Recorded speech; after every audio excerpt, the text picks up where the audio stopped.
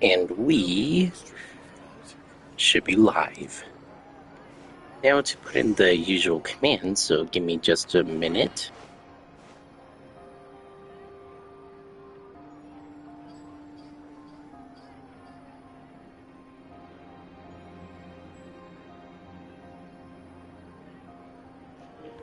There we are. And with that, let's begin Clorinde's story. Which there's a very high possibility that this is going to be the last time I stream a character quest, since lately they've been getting pretty long, so this may be the last time I do a character quest stream. Since the last time I streamed for a long time, well, let's just say... Do you also see Navia and Clorinde over there? They look like they might have run into some kind of trouble. Let's go check out what's going on. Okay, as I was saying, the last time I streamed for a long time, let's just say that my dad wasn't too happy about it since I was using up all the data, so that's why this may be the last time I stream a character quest, since lately they've been 2.5 hours long. And there's a high possibility that the next ones are, when Natlon comes around, they're gonna be longer, so yeah, that's why.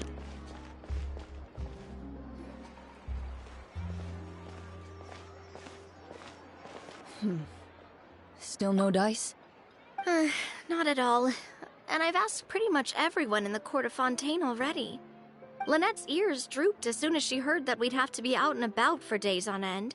And Fremine, he hid himself under his helmet as soon as he realized there'd be people around that he didn't know. What about Chiori and Charlotte? I feel like both of them would be more than up to it. I've asked them already, but they're both pretty busy right now. I just gave the members of the Spina a few days off, too, so I don't want to bother them either. This is getting pretty difficult.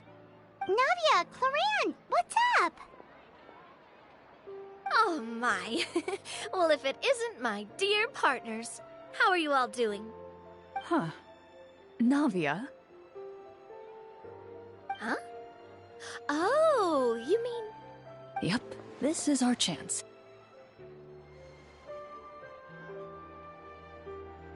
Do you need our help with something? Oh, precisely. My dear partners, we've got a huge problem right now that only you can solve. Whoa, for real? Absolutely. We've already exhausted all our other options. Traveler, Paimon, would you join us and play Marechaussee Hunter Judgment Day? Marechaussee what now? It's a new game script by the Tabletop Troupe, a local roleplay adventure club. Ever heard of the Tabletop Troupe? They put out games that allow you to participate in a story and roleplay characters with your friends. Oh, I've loved their stuff ever since I was a kid. That sounds super interesting. Clorinde and I are both veteran members of the club. Recently, someone came up with a new script and was looking for people to help playtest it for them. And when they asked, of course I couldn't refuse. I mean, come on, a brand new script? Nobody has ever played it before. Generally speaking, scripts at that level of development have a lot of issues, but I think this one is pretty solid. The author obviously put a lot of work into the story, and the world building is also quite credible. Whoa. I know I was the one that handed you the script, but some of us haven't read it yet. No spoilers, please. Anyway, the script calls for a team of 4. Ah, yes. We're missing one final player right now.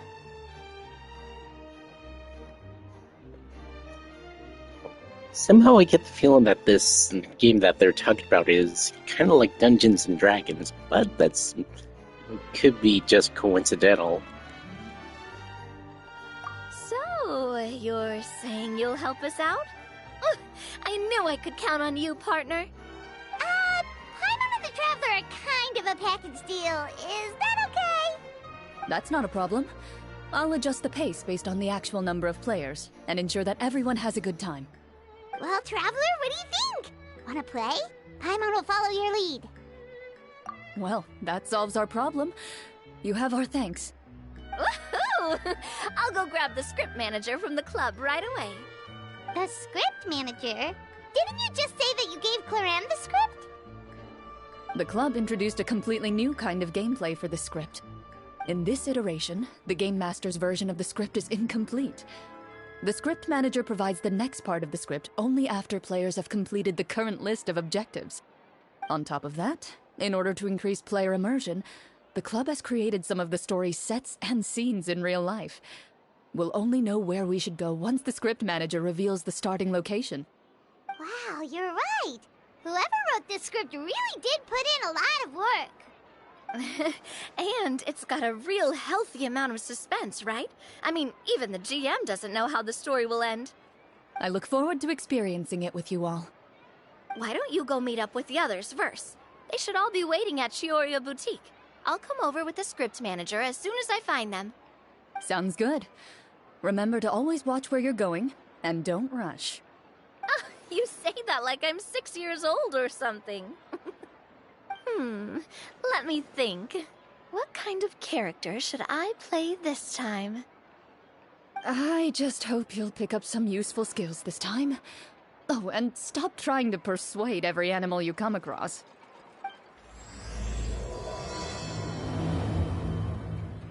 Sounds like she was a bard at one point. Banker next time?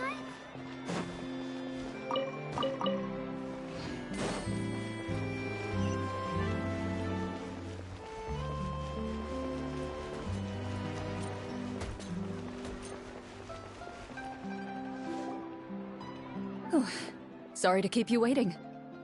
Ah, you're back! Huh? And you've got the Traveler and Paimon with you, too! What a pleasant surprise. I assume you'll be joining us for the game then? Linny, Farina! Paimon didn't know you were playing too. Are you also members of the tabletop troupe? I'm more of a casual member of anything. I haven't taken part in many formal club activities.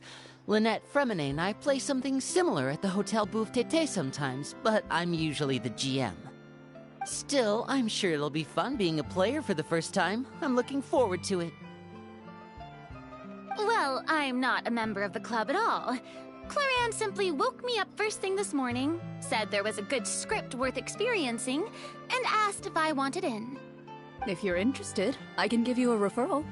That should give you a 40% discount on membership fees.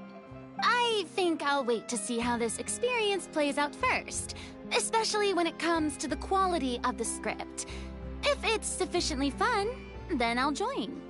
Do you participate in a lot of tabletop troupe activities, Clorinde? You could say that. She's actually one of the few senior game masters of the troupe. Ah, right. I knew about that even when she was still my subordinate. It's nothing. Really, just a small hobby of mine. Wow. Paimon's so used to seeing you be all upstanding and intimidating as the champion duelist. It's kind of hard to imagine you role-playing with a bunch of friends. Surely you jest. I would never intentionally make things difficult for my players. I maintain a clear boundary between my professional and personal lives. The me you see at court represents the law and order of Fontaine. I put all personal feelings to the side and grant a fair duel to all who seek to defend their honor. But in my personal life, I'm just an ordinary person. Someone who feels anger and sadness, just like everyone else. Well, you say that, but for all the time I've known you, I don't think I've ever seen you cry. I've seen you get angry, sure, but now I'm wondering whether you were actually mad or if it just looked that way from the outside. I was probably in work mode during those times. Is that so? Well, in any case, I just feel like even in your personal life, you don't get emotional very often. So you want to see me cry? That might be a little difficult. A show of anger, though, that might be something I could accomplish. No, that's not what I meant.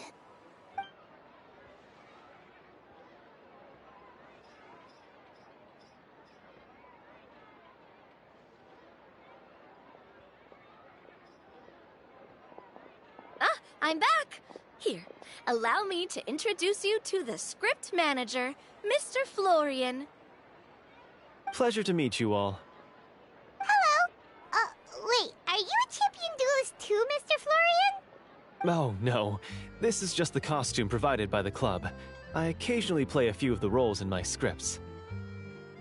That sounds like a lot of work. It's nothing. It's the least we can do to give the players a more immersive experience. Anyway, allow me to give you a brief introduction of the script. This script was adapted from the real history of the Marashose Hunters. You all will play the role of hunters from a bygone era and resolve a series of events unfolding in the capital.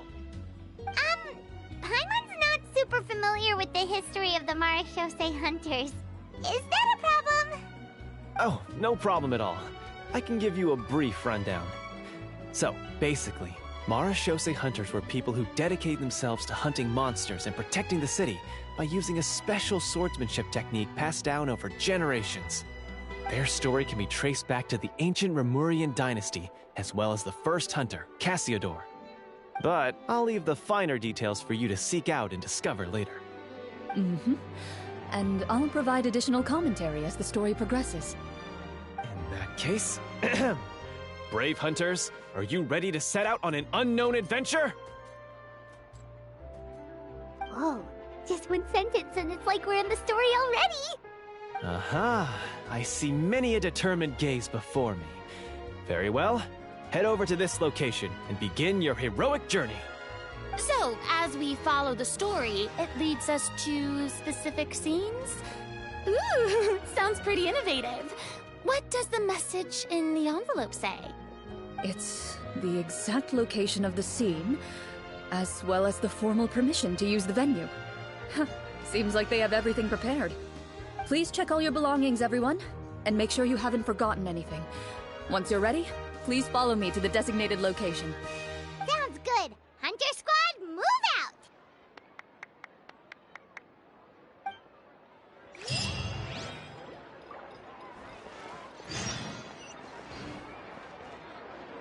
When Clorinde said that she had like two mindsets, one for work and another for normal day, it reminded me of Senya from Star Wars: The Old Republic, where she has a similar mindset. To those who have played the Knights of the Fallen Empire and the Knights of the Eternal Throne expansions, like I have,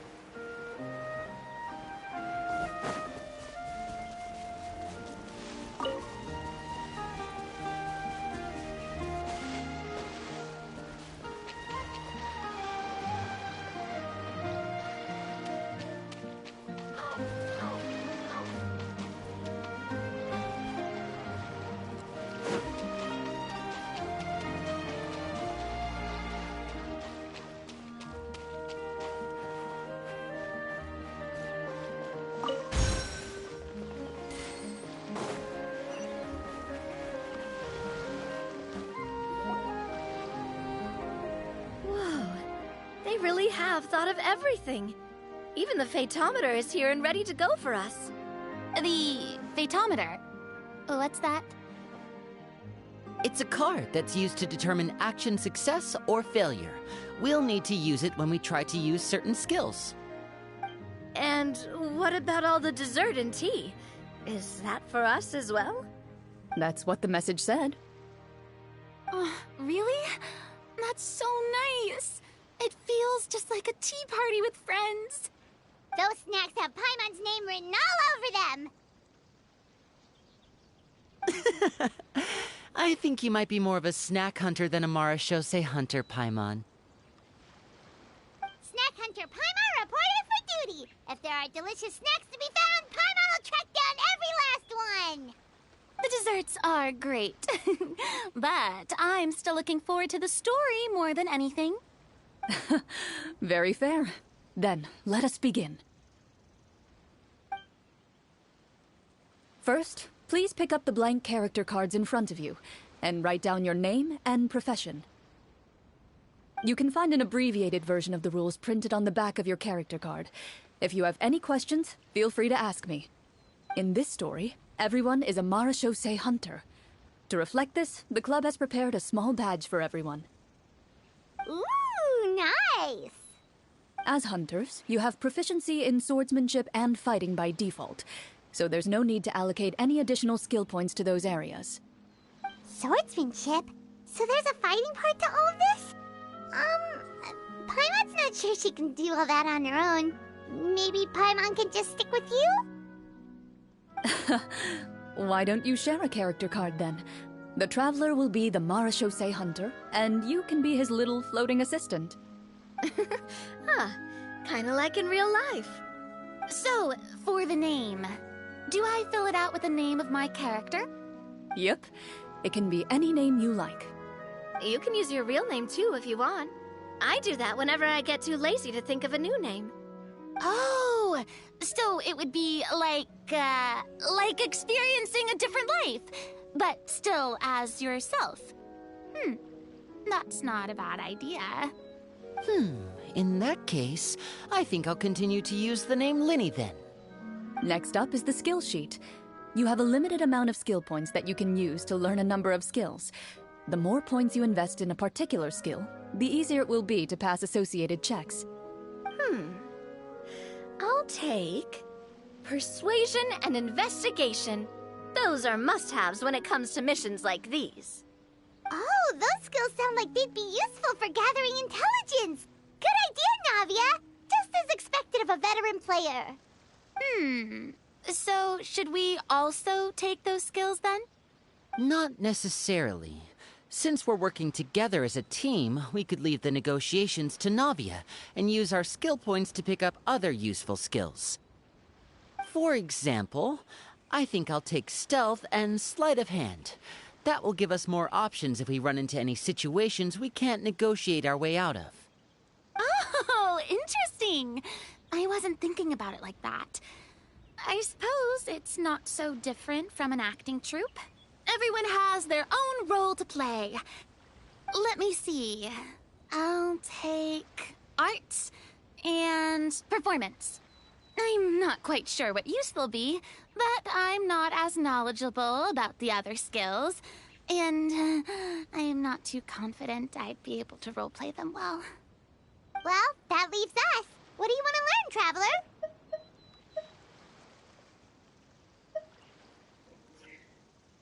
Medicine can be useful, and so does insight.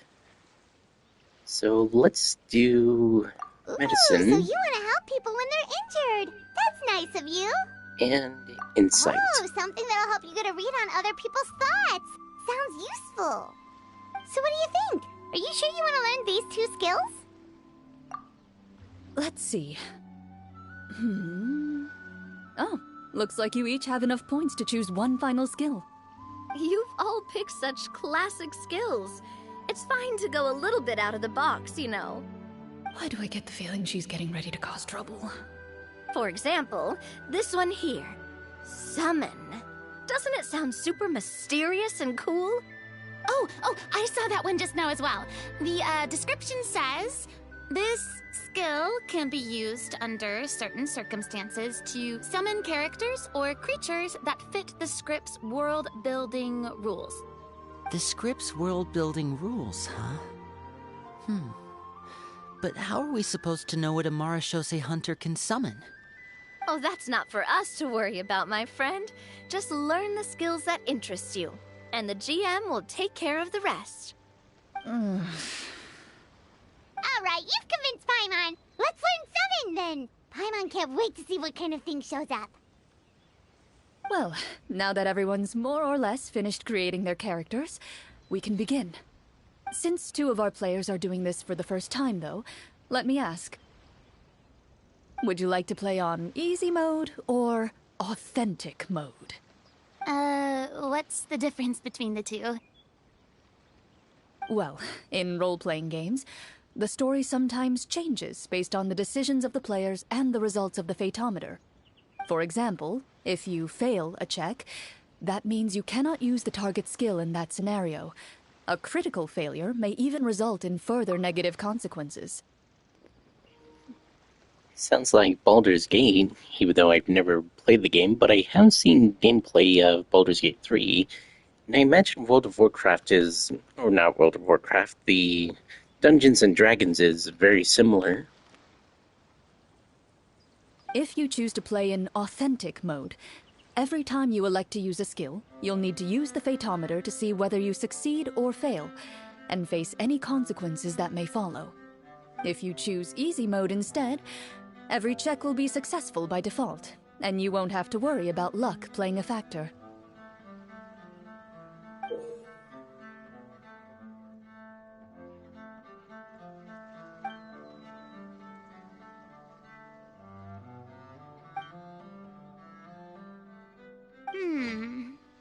Given that I'd like to focus on the story, I suppose I should pick easy mode. I'd feel bad if I brought the team down by failing my checks. Huh? Oh, come on. Don't worry about that. RNG is the lifeblood of role-playing games. I'm going with authentic mode for sure. Never knowing what you might have to overcome. Ugh, doesn't that sound exciting? I'd rather be mentally prepared for what might happen. All right, then I'll mark down Farina for easy mode. All her checks will be successful by default. As usual, Navia and Linny will play on authentic mode. What about you, dear partner? How would you like to play? Since I've never done something like this before, I'm gonna pick easy mode just to be safe. Are you sure? No need to worry about the pesky Fatometer. Pretty good choice if you just want to relax and play the game. Honestly, I don't think Clorinde would make things too difficult for us, no matter what the Fatometer says. Isn't that right, Clorinde? No promises. That wasn't super reassuring. Well, anyway, enough talk. Let's get started. I want to experience at least a good chunk of the story today. Speaking of the story, why is the beginning scene on a beach? Well, that's because... a long time ago, back when human civilization was still in its infancy, powerful demons and evil sorcerers ruled over the land. They created a host of monsters and sent them to slaughter all humans in existence. I didn't expect a Persona-like dialogue here. Soon, a group of human rebels banded together. With their swords raised, they swore to brave the darkness, and in doing so, subdue each and every monster that sought their destruction. They became known as the Marachose Hunters.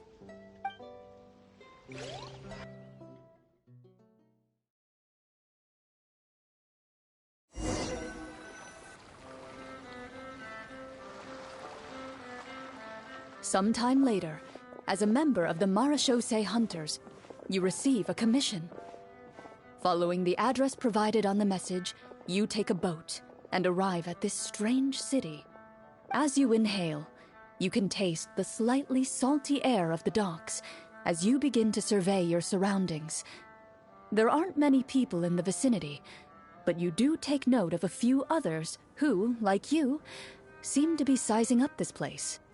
Your eyes meet, and you realize these people are fellow Marachose hunters, likely led to this location after receiving the same commission as you. You're all Marachose hunters too, right? Allow me to introduce myself. The name's Navia, monster hunter by trade and helpful neighborhood businesswoman on the side. What say you to traveling together?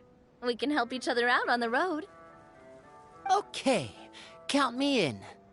My name is Linny. I've been wandering since I was little and picked up a few less than legal tricks along the way. I was adopted by a Marashose hunter and later chose to follow in his footsteps. Is this where you introduce your character to everyone? It sounds like they've done this dozens of times. My name is Farina, and, I grew up in a noble family. I always had a strong interest in performance and the arts. Even though I'm a Marshase hunter, what I really want is to be a performing artiste. Hey, that's really cool. You can do it, Farina. That's exactly how it's done. Paimon is Paimon, a good friend and companion to this Marashose hunter right here. I've been studying medicine ever since I was a child.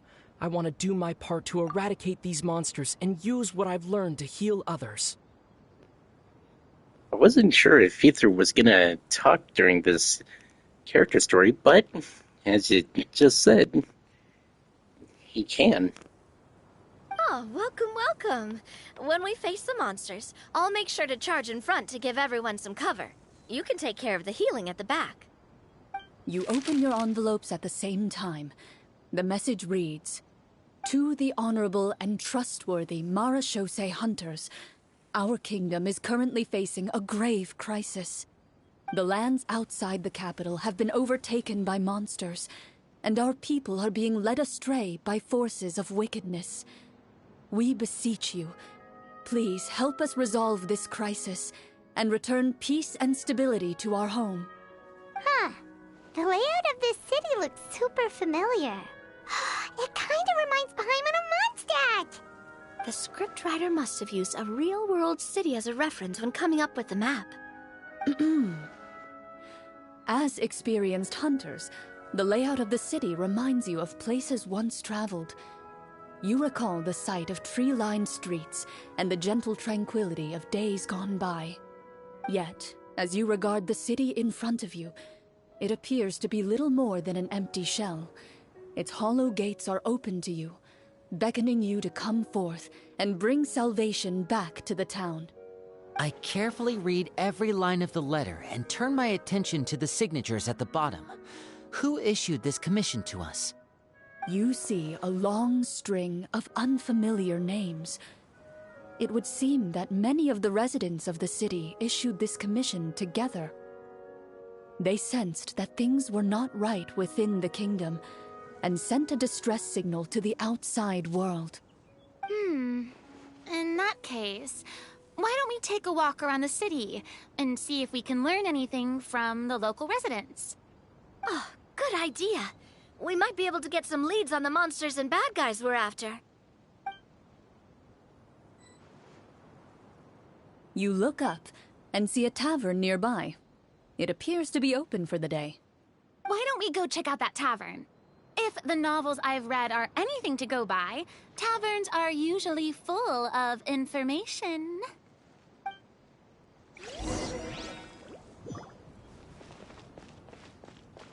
As you approach the tavern, you find a plainly dressed woman standing nearby. She appears to be rather troubled about something.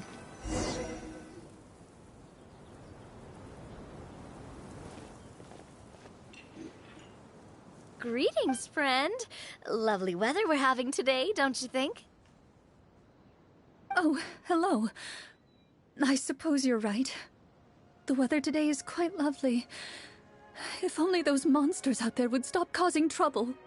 It seems like every character included in the script has a certain amount of useful information to offer. If we keep asking questions, we might be able to get some good leads. Oh, come now, don't be sad. Life is all about optimism. Oh, that reminds me. What did you have for breakfast this morning? Huh? I don't think that's the kind of question we're supposed to ask. Nothing turns a frown upside down like good food. How about some macarons? I could make you some. You didn't even take cooking as one of your skill proficiencies. That's not necessary, miss. Excuse me for saying this, but you don't really look like a chef. Besides, I'm not really a fan of sweets. So you're someone who barely smiles and doesn't like sweets. You're really starting to remind me of this one friend of mine. Hey! Did she just... me? Clorinde must have broke character for a second. This isn't getting us anywhere. Traveler, maybe you can think of something.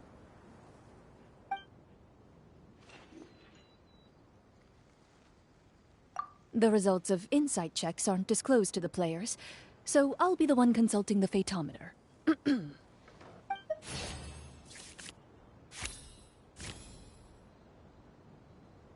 You recall all the lessons you've learned in your time and begin to carefully observe the woman's mannerisms. You notice that when she's quiet, she has an empty look in her eyes, as if her thoughts have drifted to a place far, far away. And when she speaks, she often subconsciously reaches out to touch the ring on her left hand. So you noticed. That's a little embarrassing. A horde of monsters suddenly appeared near the capital recently, so all the guards were dispatched to fight them.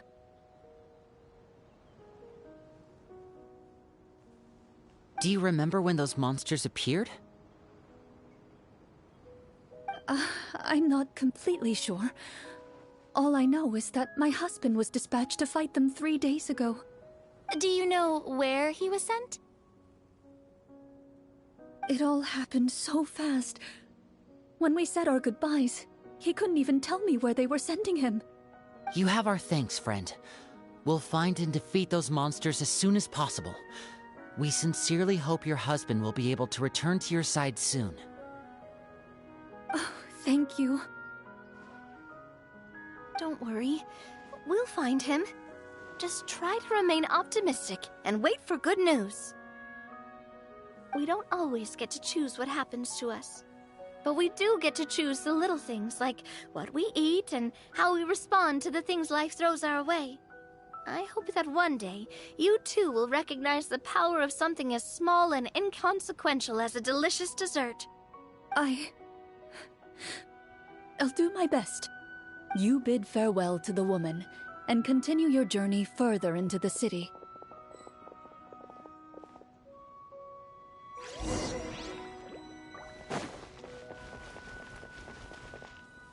As you venture further into the city, the streets appear largely empty.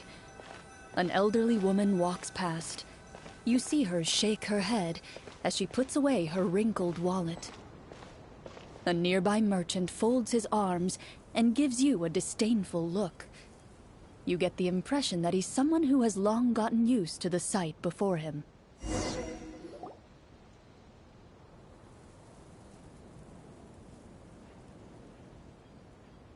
Although he doesn't seem very friendly, merchants are usually a good source of information, right? Pardon me, sir. I'd like to ask a question if I may. That depends. How much are you willing to pay? How about this much? What do you take me for? Some lowly beggar? You can't even buy half an onion with that amount. Surely an onion can't be that expensive, right? What do you know? War's nearly upon us. Everything costs several times what it did before. If you're not gonna buy anything, then scram. Whoa, what a nasty guy. Maybe we shouldn't even bother talking to him. But he still might have information we need. Traveler, can you think of something? Sir, we came to this city to solve the very problem you seem to be referring to. The war you mentioned, would it happen to be against the monsters outside the city? If you happen to be well informed and know a thing or two about what's going on, we'd appreciate it if you could share that information with us. After all, the sooner this problem gets resolved, the easier it will be for you to do your business.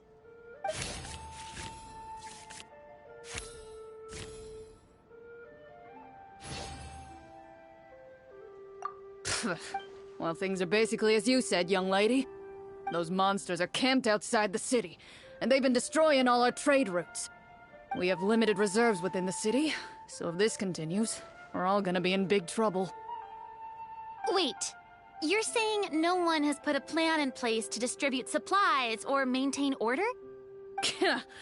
We could all starve and those nobles in the palace wouldn't even break a sweat. Who knows? Maybe they've been in cahoots with the monsters all along. That is concerning. All right. That's all the information you need, right? Off with you now. I've still got business to do. You know, if you smiled a little more, you'd definitely get more business. And I bet that would make your life just a little bit sweeter. I'm not saying it's guaranteed to work. It's just a tip. Should we try to go somewhere with more people? Oh, how about the city square? Follow me.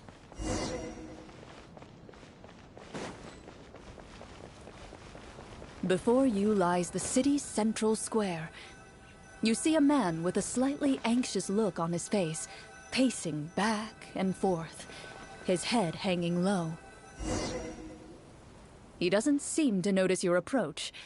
Still immersed in his own thoughts, he shakes his head and lets out a long sigh. This guy seems promising enough. Maybe I can get some information out of him. Hello, sir. Is there anything I can do to help you? Wait, you're... I'm...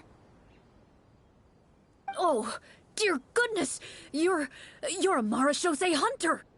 You recognize us? Ah, are you one of the people who wrote the commission letter? Yes! Oh, I didn't expect you to actually come. Oh, what great news! The city is saved! What happened here? Alas, we once lived comfortable, carefree lives. This city used to be free of monsters. The first Marashose hunter, Casiodor, the Golden Hunter, he was the one who drove them back. However, monsters have once again surrounded the city. Perhaps the seal that kept them at bay has lost its power. Or perhaps an evil sorcerer has been meddling in our affairs. All I know for sure is that their return has stripped this city of any chance at peace. Are there not enough soldiers to drive them out? It's not a question of numbers. The guards simply have no idea how to deal with them. Most people my age have never even seen one of the monsters, much less been trained to fight against them. What's worse, many of us don't even know the history of the Marashose hunters anymore. When I was a child, though, my grandfather would tell me stories about how the Marashose hunters drove back the monsters. So, on the off chance that something might come of it, I decided to reach out to you. To be perfectly honest, I was starting to think all those stories were just tall tales. But now that I've seen you in person, I finally know that it was true! Well, you can rest easy, friend. The righteous and formidable Marashose hunters are on the case. The man is touched by your determination and resolve. His eyes begin to well with tears of relief. Still, if we are going to hunt the monsters, we need to know where to find them. Can you give us any leads? All I know is that the area outside the city is dangerous. I'm afraid I can't point you toward a specific location. Oh, although, if you leave the capital through the main gate and follow the road, you should run into a group of guards. They might know more about where to find the monsters. I see. We'll go look for them then. All right, be careful. Oh, and one last thing. The monsters outside the city are just part of the problem. There are evil sorcerers inside the city as well, so be on your guard. They're actively working with the monsters, and have corrupted the court ministers with malicious magic. They're the reason why, even inside the city, everything has been a giant mess. Even one of our kindest ministers has turned into a boorish and unreasonable figure, interested in nothing but enacting laws that exploit the people. Who knows how much longer we'll be able to go on like this. Talk about being stuck between a rock and a hard place. I feel bad for him. Maybe we should try to cheer him up? Huh? Like, now? Is this really the right time? I appreciate your kindness, but for now, it's more important to focus on the crisis at hand. Brave hunters, I leave the future of this kingdom to you.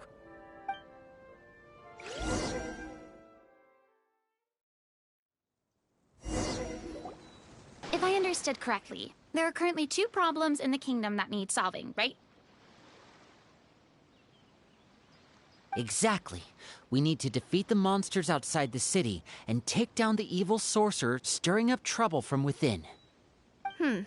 But which problem should we tackle first? Well, this seems like a good moment for a break. Take some time and discuss what you want to do. Let me know when you've made your decision. I really didn't expect the people in the city to keep us at arm's length like that. I totally thought the hunters would be treated like heroes. Well, Clorinde said the script took cues from the real history of Fontaine, right? Maybe the real-life Marachose hunters were also treated like that. I wouldn't say it's a perfect representation of history, but there are definitely some similarities. Would you like to hear more about it? Sure. As long as it doesn't spoil anything in the script. You've brought up bits and pieces of the hunter's history before, but it was all in passing. Paimon wants to know too! The hunters were super powerful, right? Were they all from a special line of supernatural beings or something? Kind of like the yokai in Inazuma? No. All Marachose hunters were ordinary mortal fighters. The only thing that set them apart were the special sword techniques passed down over the centuries. Huh? So you mean anyone could become a Marachose hunter? In theory, yes. All you would need to do is survive the rigorous training and master the swordsmanship techniques required to fight the monsters. Still, most people dropped out at the early stages, and others called it quits the minute they saw a monster in person. To become a hunter, you must be strong in both body and mind. What kind of monsters did the hunters fight exactly? Oh, and the evil sorcerer the script mentions. Did they exist in real life too? The land of Fontaine once played host to an ancient dynasty known as Remuria. After that dynasty fell, monsters began to appear, intent on obstructing humans from establishing a new social order. One of the ancient sorcerers of Remuria used his power to assemble a formidable army of golems. He sought to use that force to establish himself as king. Now wait a second. Don't tell me that guy was the inspiration for the evil sorcerer in the script. We still haven't found any in-game information on him yet. So, why don't you talk about someone else for now? Well, I wasn't planning on going into anything you might be able to find out in the game. But if you want me to talk about something else, then... How about Casiodor, the Golden Hunter? Or Egeria, the ex-Hydro Archon? Wait, but those people are all from a super long time ago. Where did you learn all this, Clorinde? From my master. By master, you mean Miss Petronia? Is someone you know? Absolutely. Miss Petronia and my father were good friends. Back in the day, she would often bring Clorinde over to play, but then... Let's not get off topic. Anyway, back to what I was saying. Responding to Egeria's call, a number of warriors followed Casiodor into battle against the monsters. This group of warriors, under Casiodor's leadership, became known as the Marachose Hunters. Yet, as Fontaine entered an era of peace, their work gradually became obsolete. The Marachose Phantom, originally an association made up of hunters, eventually came to be predominantly comprised of Melusines. Ah, I see. That explains why most of the people in the script have forgotten the hunters or think of them as nothing more than a legend. Is that really a bad thing, though? It can get tough always being the one shouldering everyone's expectations. Depends on who you ask, I suppose. If the name of the organization no longer commands respect, investigative work is bound to suffer. Speaking of investigations, which problem should we tackle first? Monsters or evil sorcerer? I vote monsters. That's the main duty of the hunters, right? We can come back to the sorcerer later. Well said, Miss Farina. Plus, if the sorcerers really are the masterminds behind this whole thing, defeating the monsters could give us some clues on their intentions as well. What about you, partner? What do you think? I'm gonna pick the sorcerers. Like the old saying goes, sever the head of the serpent and the body dies. I mean, you're not wrong. But those characters are usually the ones pulling the strings behind the scenes. More often than not, they're very formidable opponents. Going after them now might be jumping the gun a little bit. We don't want a total party kill on the first day, right? With Clorinde as the GM, I wouldn't rule out the possibility. Then it's settled. Let's go hunt some monsters. All right. After some discussion, you decide to turn around and head out of the city.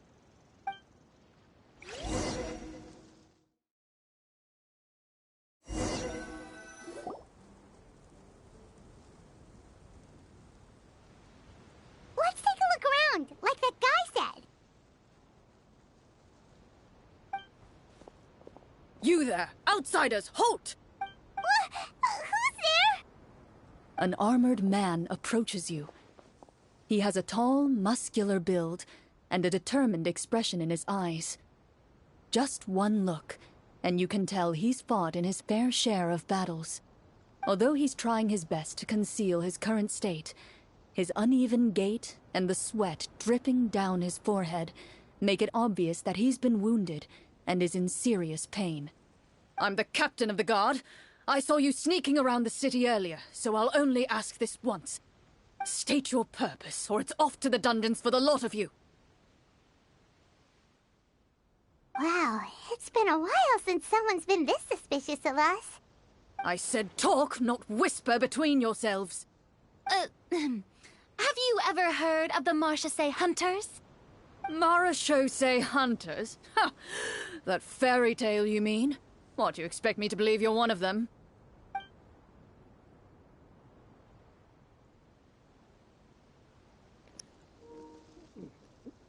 Since Clorinde said that he's injured, it sounds like it's my time to shine.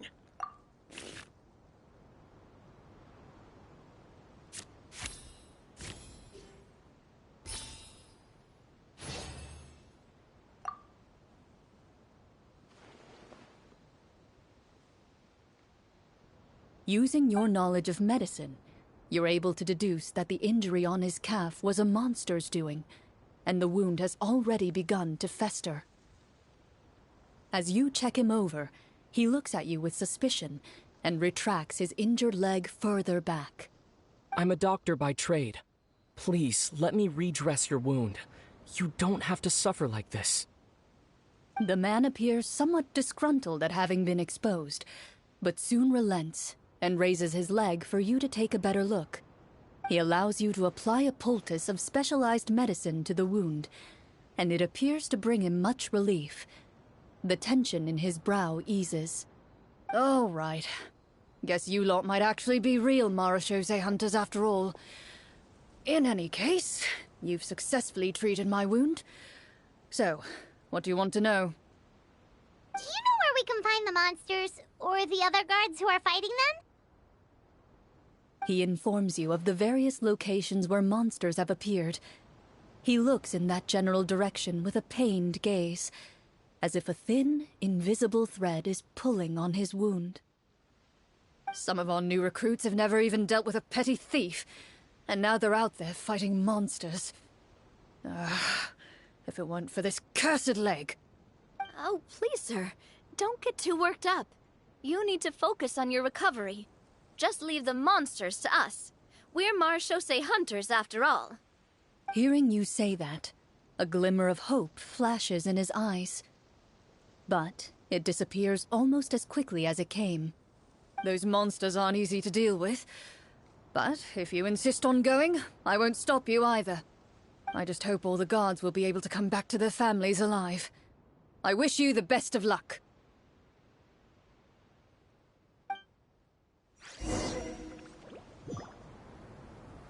Based on what the captain said, the monster should be right up ahead. Let's go. Hopefully we're not too late. As you approach the battlefield, you see numerous people lying by the side of the road. They appear to be dressed like guards. Their faces are filled with desperation and terror.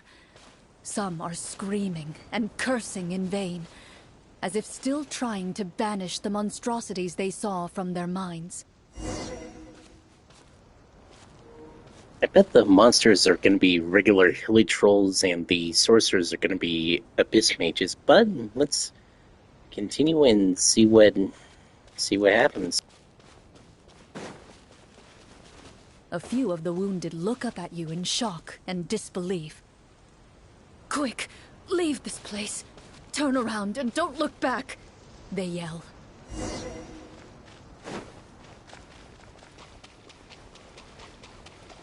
It doesn't seem like there's any information to be gained from the area up ahead. You conclude that this area is best left unexplored at this time.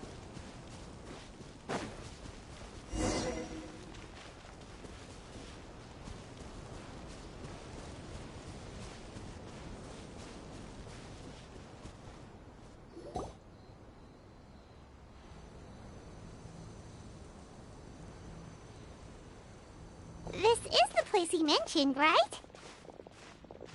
You see broken iron swords scattered all around you, and downed trees riddled with terrifying claw marks. All the signs point to one thing. A truly devastating battle just took place here. Be on your guard, everyone. The monsters might still be around.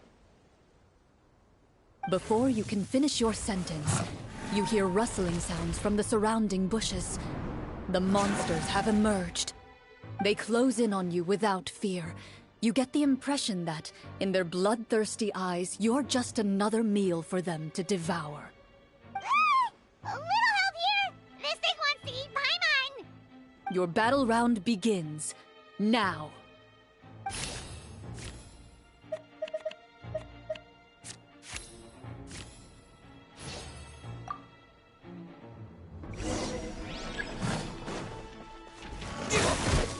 Go!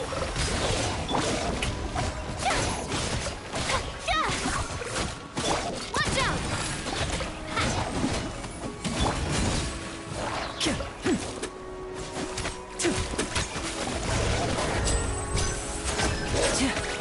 The next battle round begins now.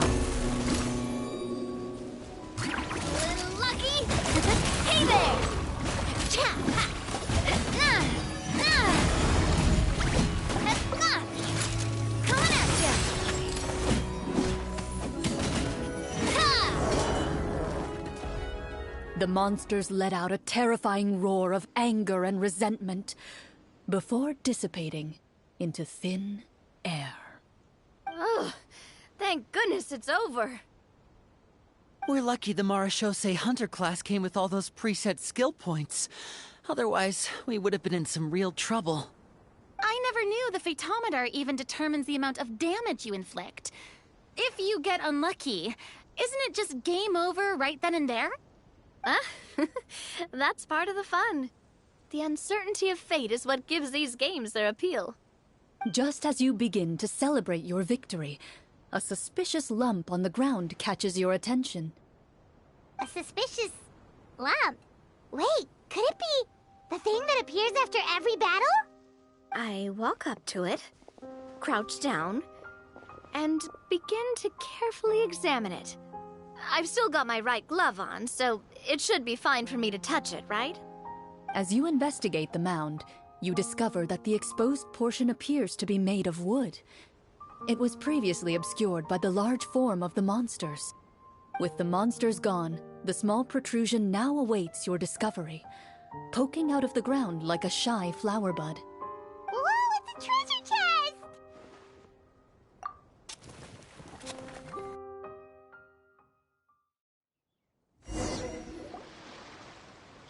With everyone's help, you successfully excavate the wooden chest from the ground.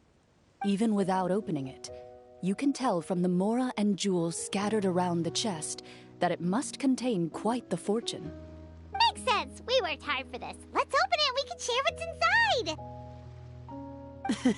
I can understand your excitement, Paimon, but think about it. Doesn't it seem like there are people out there who need this treasure more than us? Yeah. Think about all the people suffering in the capital. Or all those guards who got hurt fighting the monsters. Wouldn't it be better if we gave the treasure to them? Wait, is that how it works? Paimon thought since we were the ones to dig it up, we could just take it for ourselves. Well, let's put it this way. Any decision you make during a role-playing game can impact the future course of the story. But would the people really believe us? It's hard enough for us to prove we're Marchese hunters. What if they think we procured the treasure illegally? They might get even more suspicious of us. That's definitely something we should consider. Maybe we can come up with an explanation in advance. Well, if donating it could cause that much trouble, why don't we use it to buy some gear and fill up on good food? Then we'll be ready to fight even more bad guys. Looks like you're facing a difficult choice once again. Well, it's getting late. Why don't we call it a day for now? Wow, where did the time go? I'm not sure if it's because I'm having so much fun with you all or because the story is particularly enticing, but I feel like I could almost keep going. Here, here. Ooh, how about we play through the night? I'm not sure I'll have enough energy for that. Yeah, that won't work for me either. Lynette will give me an earful if I get home too late. I understand how you feel, Navia, but we have to change venues for the next part of the story anyway. Huh? Another location? Mm-hmm. There's a special note for the GM at the end of this section that says to proceed to an indoor set for the next part of the script. Whoa, they really pulled out all the stops for this new script. Well, even if we end the game for the day, we can still stay a little longer and hear Clorinde finish her story, right? Paimon wants to hear more about the history of the hunters. Something tells me you just want to finish the free desserts before we break for the day. That's just a coincidence, okay? Besides, to Paimon, not finishing free food feels even worse than having to buy her own. And anyway, Paimon really does want to hear more about Clorinde's master. Well...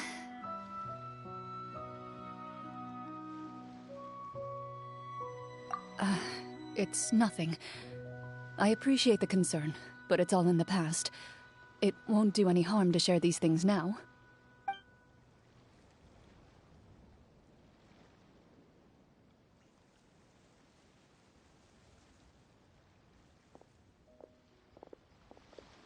My earliest memories are of living with Master. According to her, she saved me from certain people of ill repute. My birth parents had left me behind some time before that. What a heavy beginning for a life story. Master was a fascinating individual, if inexperienced in the ways of raising children. My first ever toy was a short sword. Although I suppose it wasn't so much a toy as something Master removed from her waist and handed to a noisy child in need of distraction. Oh, wait, so she handed an actual sword to a child? Isn't that dangerous? Did you hurt yourself? Of course I did. I cut my palm and bled quite a lot. But Master was not concerned. She just stood there and casually lectured me about it. See, that's what you get for not holding the sword properly, she told me. She then crouched down next to me and said, "Give me your hand. I'll teach you to bandage this wound. After that, it's time to learn how to truly hold a blade." Excuse me for asking this, Clorinde, but how old were you exactly when all this happened? Probably around, 3, give or take. 3? Isn't that when most kids are still struggling to hold a fork? As I said, Master was rather inexperienced in the ways of raising children. She believed trial and error was the best way to teach a child what they're capable of. I'm not so sure this is a question of experience. I didn't see anything wrong with her ways at the time. And anyway, children don't get to choose how they're raised. Oh, she did bring me back a pet from Liyue once. It was a Geovishap hatchling. A Geovishap hatchling? For a pet? That seems even more dangerous. What she said was this: make sure to get along, you two. If you really can't agree on something, just settle it with a fight. Whoever loses is the real pet. And how old were you when this happened? 5. Well, did you win? No, I lost. So you're saying you actually became the Geovishap's pet? Yes, but only for a week. By the end of that week, I defeated it in combat, and we've shared a cordial relationship ever since. That really doesn't sound like the kind of childhood someone should have. Later on, I gradually understood that Master most likely didn't know any other way to raise a child. She was a marechaussee hunter, but I never heard her bring up her own parents. Thanks to her, I learned how to navigate the forest by the age of 6, and could hunt monsters in the wild by myself the year after that. Even though the training she subjected me to was strict, she always made sure to take me traveling when she had the time. We met many of her friends during those days. That was also how I met Mr. Callis and his family. I still remember the first time we met. You were too scared to join our picnic and hid behind Ms. Petronia the whole time. I still hadn't really met many children my age at that time, so I didn't know how to interact with others. After that, though, you started coming over a lot. You loved challenging people to shooting competitions, remember? I don't think many members of the Spina ever beat you in one of those. I had a lot of fun during those days. I enjoyed them too. Oh, do you remember that one time we went exploring around the Spina together? We overheard Papa call your master Fontaine's Protector of Justice. We tried to pretend like we never heard anything, but you nearly let it slip that one time.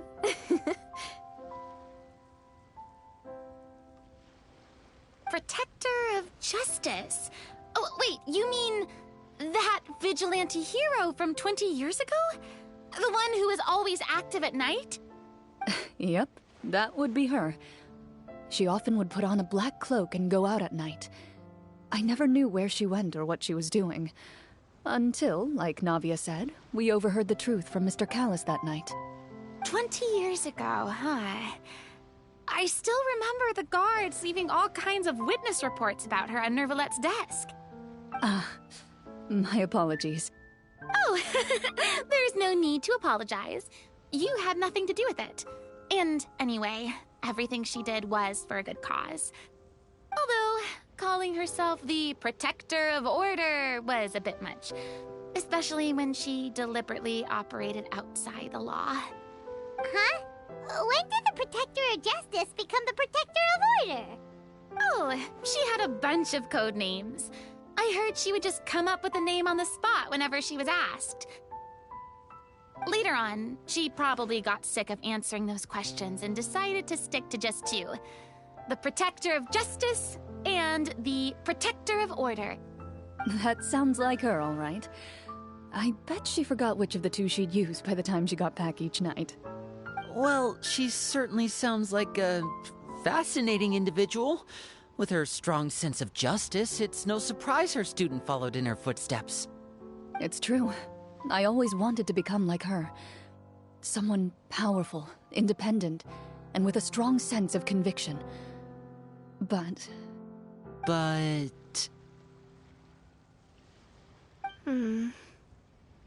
She suddenly disappeared the night I turned 10 years old. Disappeared? What happened? I have no idea. She didn't even leave a note. I was never able to find out where she went. That night, I was celebrating my birthday at Navia's house. But Master never came to pick me up. When I returned home on my own, it was to an empty house. When she still didn't appear after a few days, I went to Mr. Callus's house to ask about her whereabouts, but he only shook his head. Papa probably didn't know either. I know he sent a few people to investigate the matter in secret, but they never found any credible leads. Don't worry, I understand. To be perfectly honest, given Master's personality and way of doing things, it all made a lot of sense. If I had to guess, I'd say she probably used it as an opportunity to force me to become independent. Just like how, when a litter of kittens reaches a certain age, the mother willingly leaves them behind. Were you upset, Clorinde?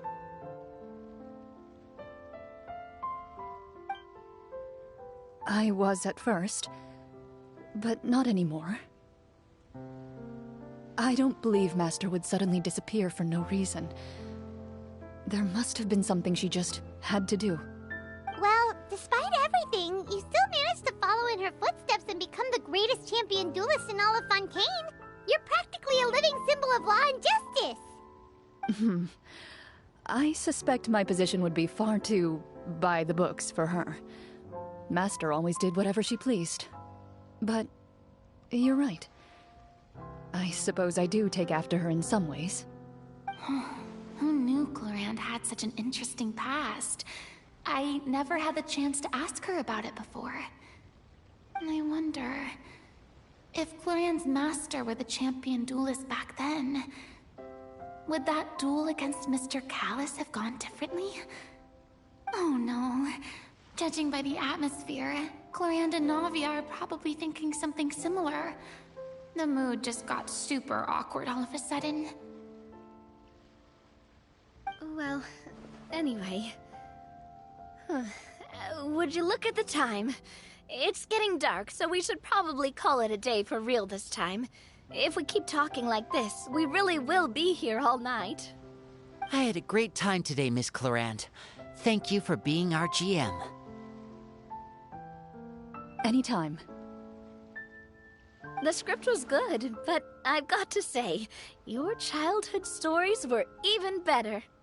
Hey, you should tell us more about that fight against the Geo-Bishop sometime. Maybe your master was onto something. You could be right. What does she mean, onto something? I certainly don't know any 5-year-olds who want to fight a bishop in their spare time. Guess I'll head back as well. I need to save my energy if I want to continue enjoying the story tomorrow. You're that excited to hear about my fight with the bishop? I was talking about the script.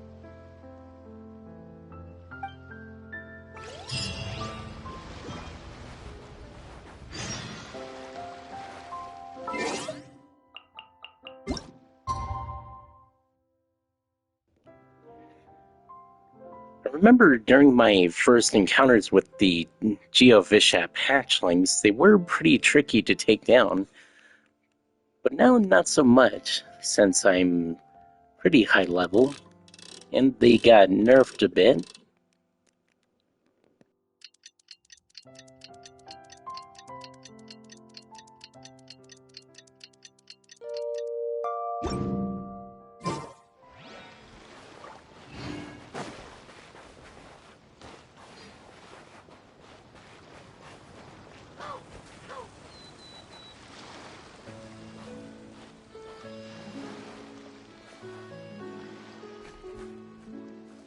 Let's go meet up with the group.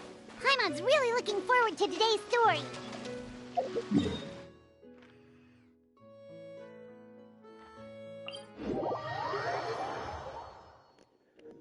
This next venue is certainly a ways away.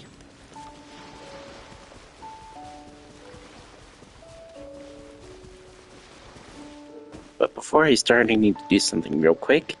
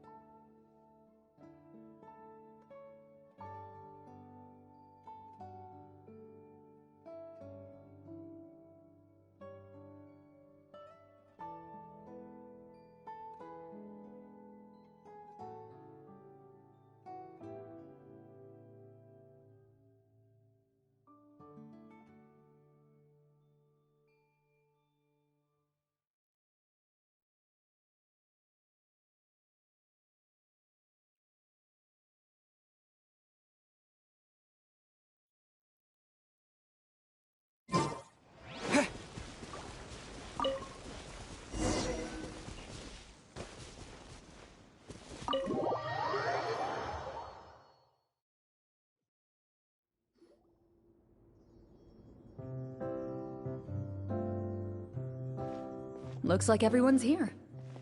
Now, before we begin, why don't we finish where we left off yesterday? There was an important decision to be made, yes? I'll pour everyone a cup of tea.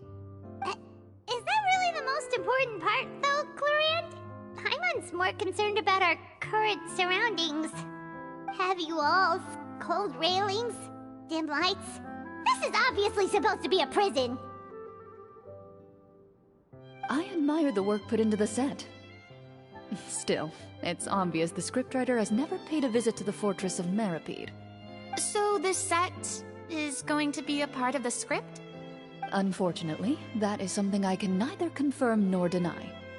Anyone think Clorinde's smile is starting to look kinda scary? Well, whatever happens, we'll just have to push on. But first, we should really figure out what to do with this treasure. If we're worried about arousing suspicion because of our identity, why don't we give ourselves a different name, just like Clorinde's master did?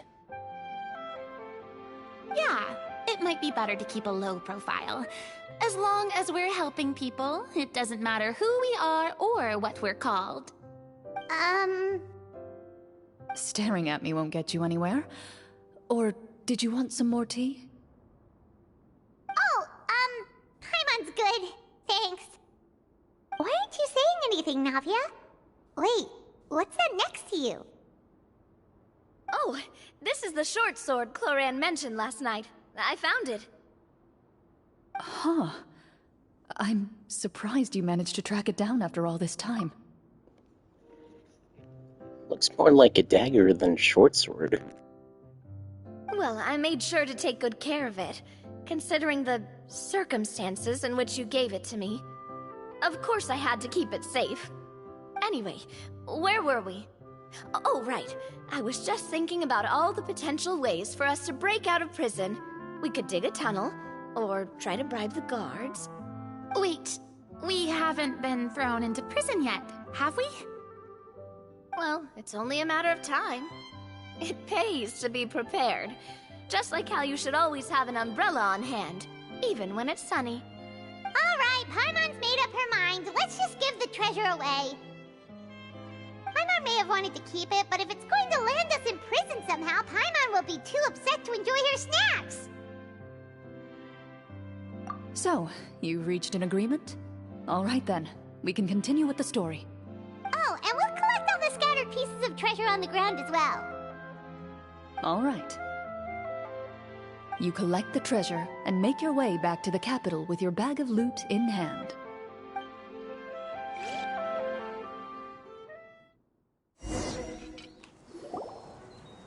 The city is still shrouded in a gloomy, oppressive atmosphere, but your spirits are surprisingly high. In places where sunlight struggles to reach, you generously share your wealth with the children, the elderly, and the poor in urgent need of help. Thank you, kind soul. The elderly woman's look of gratitude follows you as you walk away, her eyes never leaving your back until you move entirely out of sight. However, there's still quite a bit of Mora remaining. It appears you haven't made much progress. She's probably trying to tell us to speed this up. We need to hurry up so we can address the sorcerer problem. Should we go find that man again at the square? He seemed like a pretty responsible guy. I'm sure he knows the people here far better than us. Oh, good idea! Just as you start to make way to the square, intent on finding the man again, there's a voice.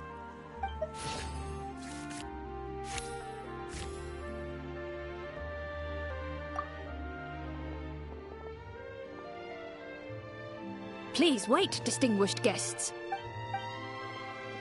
Several strange guards suddenly call out to you. They run forward to meet you and proceed to politely pay their respects. Greetings, gentlemen.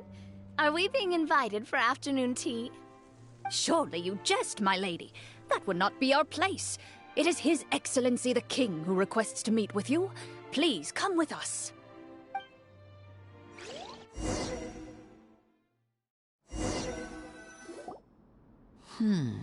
Do you think this could be a trap? Well, we have to investigate the court at some point, right? Meeting the king himself would be a fantastic opportunity to do that. I say we go for it. If something happens, we'll just turn the whole place upside down. That sounds a little intense. After a quick discussion, you nod to the guards and agree to follow. They lead you all the way to the audience hall of the palace. Gilded tables line both sides of the hall. The space itself is adorned with all manner of expensive antiques, glass shelves, and silver candlesticks. The items appear quite ordinary in size and dimension, yet their presence somehow makes the emptiness of the hall feel even more surreal and ominous. Wow, it's so luxurious! The elderly king, clad in a magnificent robe, sits upon the deep crimson throne before you. He wears above his head a majestic crown, with a gemstone the size of a bird's egg set right at the very front. As you observe it, you see a complex pattern of light reflect off its surface. Ahem! They're here, Your Majesty. A man dressed in dark clothes, likely a minister, shields his mouth with his hands and bends down to whisper a few words to the king. After a moment, he lowers his hands and stands back up. His gaze shifts to fixate on your group, but he does not move from his place at the king's side. The king does not appear entirely aware of his surroundings. The man by his side, though. We should keep a close eye on him. The king remains still and says nothing. The minister is the one who speaks. Esteemed guests, allow me to thank you for coming to our faraway kingdom. Unfortunately, His Majesty the King finds himself quite exhausted from work. So please allow me, his Prime Minister, to welcome you in his stead. I've heard tell that your group, the Marechaussee Hunters, used your exceptional ability with the sword to repel the monsters near the capital. Such a great deed deserves to be rewarded. However, seeing that I was not fortunate enough to observe such a feat with my own eyes, you'll forgive me for seeking to verify the truth by speaking to you myself. Well, we've got nothing to hide. You brought us here to talk, right? So we'll just explain what happened.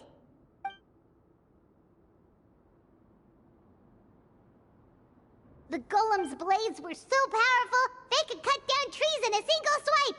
It took a lot of effort to defeat them, even for trained swordsmen like us. Well, that was enough details, right? Believe us now? Your account does indeed match those of the survivors. Since you were the ones who defeated the monsters, that must mean you are also in possession of the treasure they stole?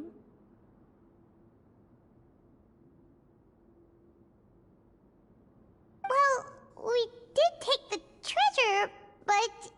How did he know about the treasure? Then I must ask that you return it at once. It belongs to the kingdom. Wait, but didn't you just say that our great deed deserved a reward? Shouldn't the treasure be considered a part of that? Yes, that was indeed what I said. But you seem to have forgotten a very important distinction. Only that which is freely given by the king can be considered a reward. Taking the rightful wealth of a kingdom without said permission, on the other hand, is a crime. But that's completely unreasonable. Yeah, that makes no sense! If it weren't for us, the treasure would still be buried underground somewhere! Maybe so, yet the fact remains. You tried to dispose of the treasure without reporting it to the court and without receiving permission, yes? What, no answer?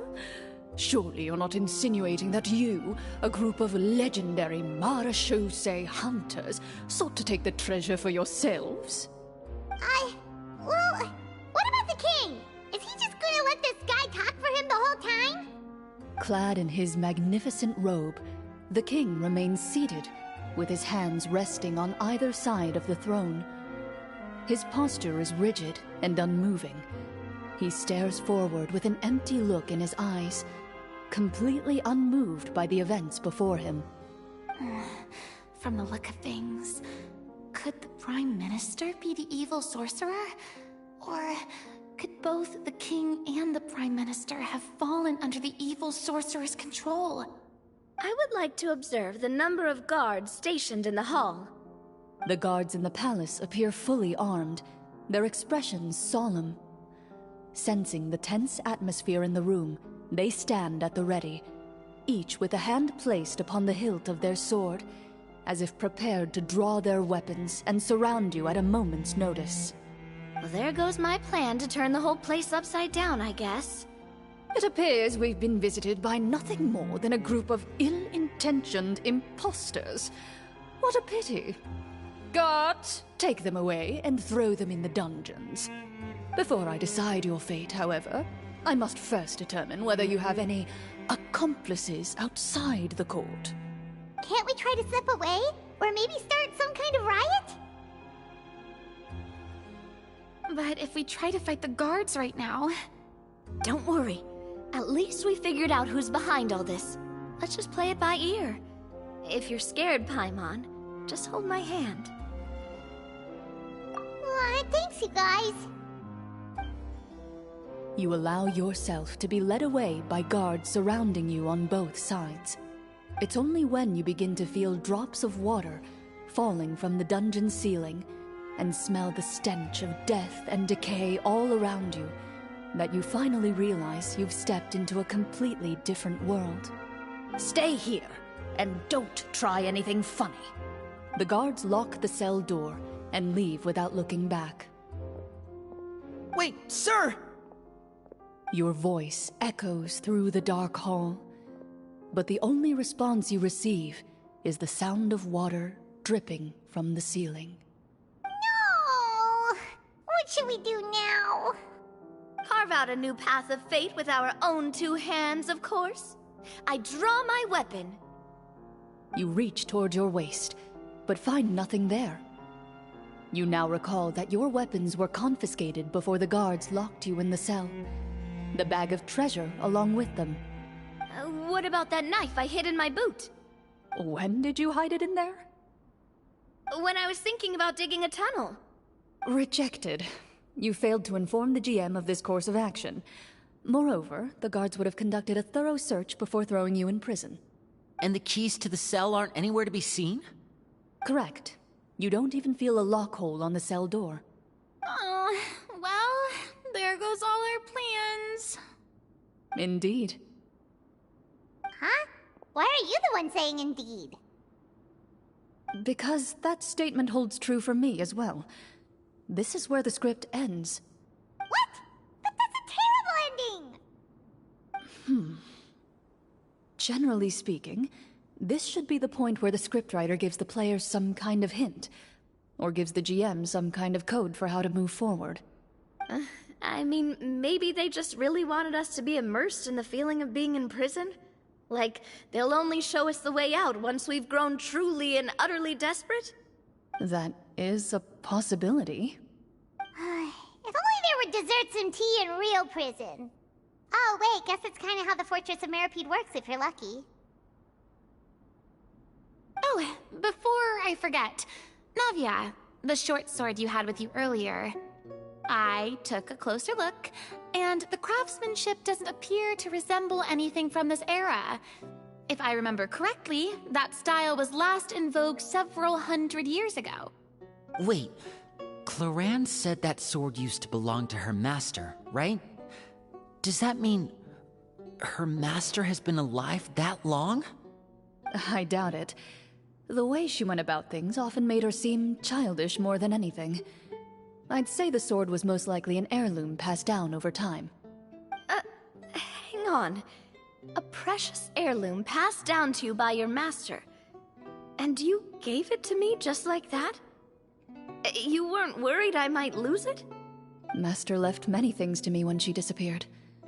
There was the sword, an old key, and a good amount of junk she probably just didn't want to take with her. I gave you the sword back then, because I didn't want our friendship to end. Wait, when did this happen exactly? After the duel. Between Mr. Callis and myself. Before that, Clorinde would have meals with us and even stay over at the Spina some days. She was on great terms with Papa as well. After the duel, though, there was a period of time where we simply didn't know how to face each other. She entrusted this sword to me, and never came back. We were both sad, and conflicted, and totally overthinking everything as a result. Whenever I looked at this sword, I couldn't help but wonder if Miss Petronia had never introduced us to each other at that picnic. Maybe part of the sadness I was feeling could have been avoided. Back then, it felt like I hadn't just lost a father, but a close friend as well. No one can change the past. The most important thing is that you two found your way back to each other and can enjoy things like this together. Yep, you're right. I'm sorry, you two. I didn't mean to bring up any sad memories. Think nothing of it. No one here is at fault.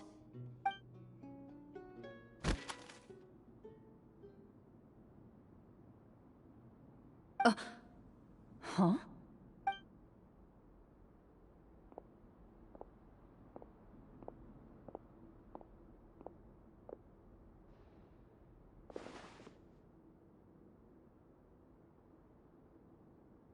Oh, looks like the next part of our script is here.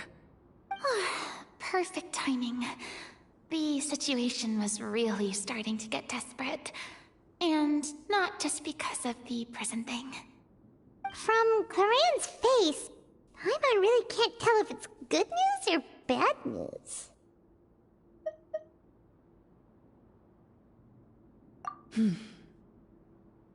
Water continues to drip from the ceiling.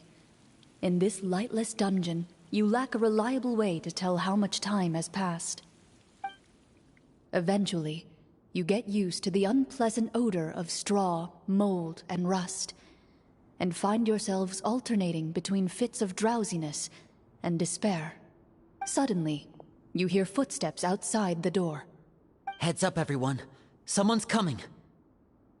Gather close, everyone, and keep your voice down.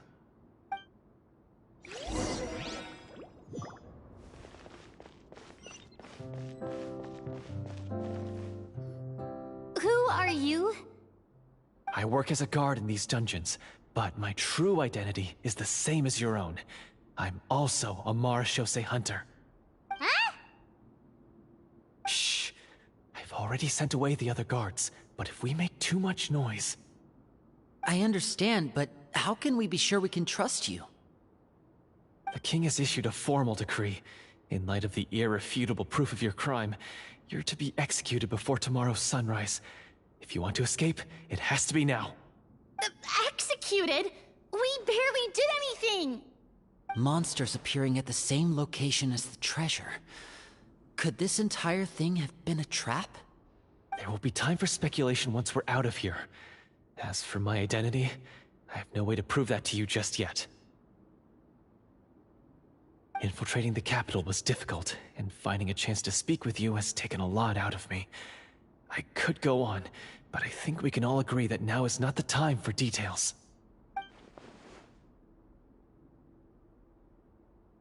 Have you seen our weapons anywhere, sir? Don't worry, I brought them with me. They're just behind the door. Still, these weapons alone won't be enough to defeat the true enemy behind the scenes. His faction is too powerful. The guards are all under his control, and he's even stationed a number of golems in various rooms throughout the palace. To defeat him, you must find a secret vault.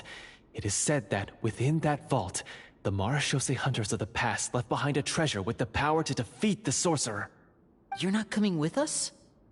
No, I'll remain in the dungeons to deal with the guards. I'll try my best to distract them so they don't go after you. As long as my identity is not revealed, I'll be able to aid you when the final battle comes. In that case, please stay safe. Thank you for your concern. I will do my utmost. As for the location of the vault, here, this map should lead you there.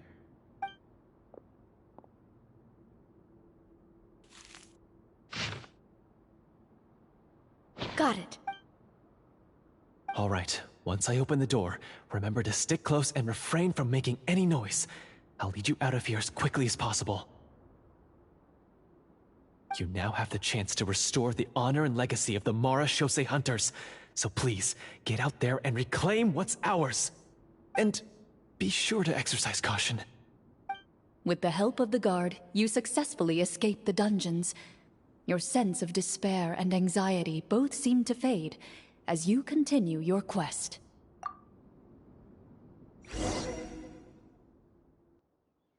Wait, we didn't get to use our skills at all while we were in prison. Who knows when we're gonna get the chance to use that cool summon spell? That is a pity, but we can only continue to move forward.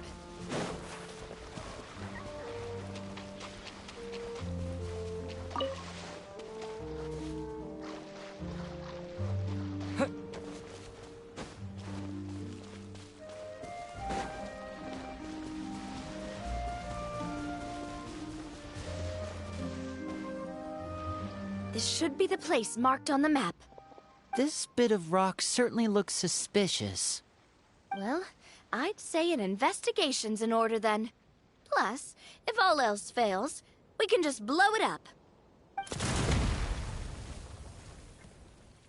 Wow, you really meant that!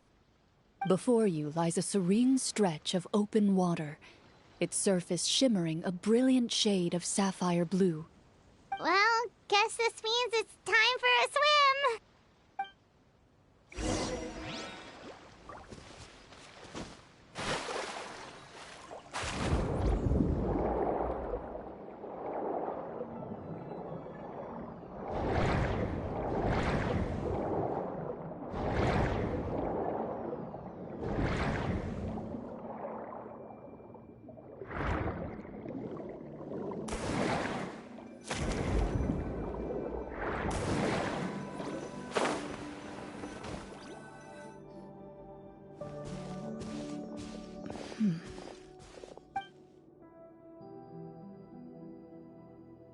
What's the matter? It's nothing. As you step into the cave, you find yourself in an eerily quiet space. Before you lies a narrow passageway that appears to trail off endlessly into the distance.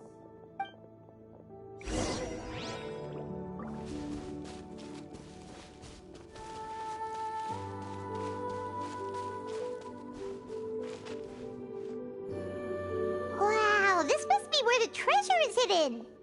But this door is blocking our way in. It almost looks like it's been here for quite some time. I've got to hand it to the tabletop troupe. They really went all out with the props. Huh.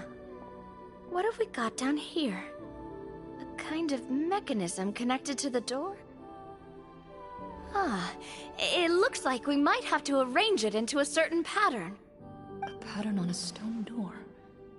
That's something Master mentioned before. Is something wrong, Clorinde? After a long, difficult journey, you finally arrive at the location indicated by your map. It appears to be an ancient site of some sort, where treasure likely awaits. Your surroundings are exceedingly quiet and serene, as if the secret that slumbers here has never once been disturbed. If you listen closely, you can almost convince yourself you can hear the sound of its calm, gentle breathing. That description makes Paimon feel kinda bad for disturbing this place. We're doing this for the sake of the people, to free them from the evil sorcerer. I say it's time for this treasure to once again see the light of day. Linny's right. We need to keep going. The future of the kingdom depends on it. The next part of the story requires us to solve the puzzle, right? Let's start exploring the area. Yes, that should be fine. Something feels off about all this. Guess I'll just have to improvise.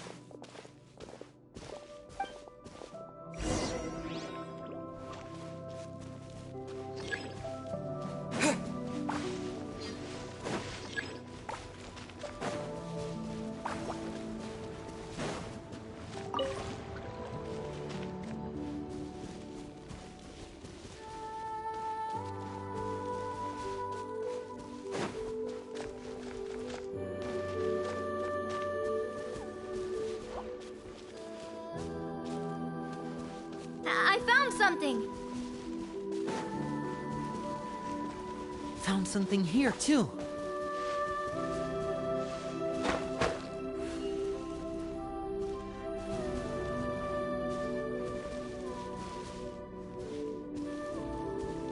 Same here.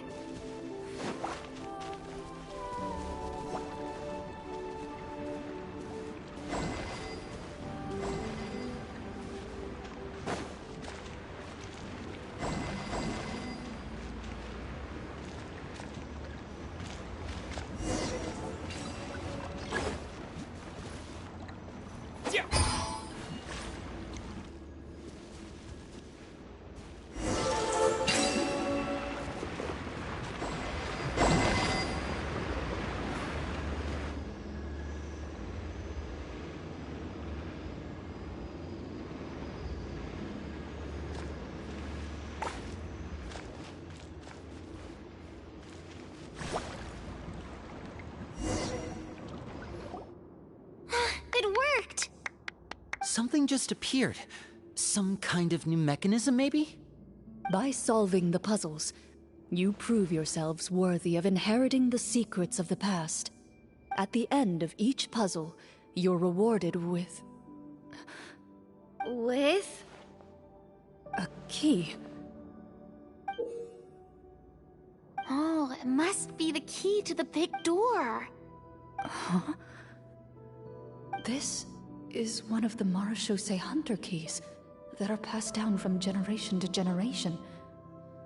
It looks just like the one Master passed down to me. It is said that 4 keys in total are required to form the final, complete key. And it seems like we just collected 3 of them. That must mean... Huh? What's wrong? You hear a few strange noises. Suddenly, all the torches in the ruin go out at once. Huh? What's going on? Did we fall into another trap? For the sake of immersion, please close your eyes, everyone. Without the torches, the space is now completely dark, and you cannot see anything.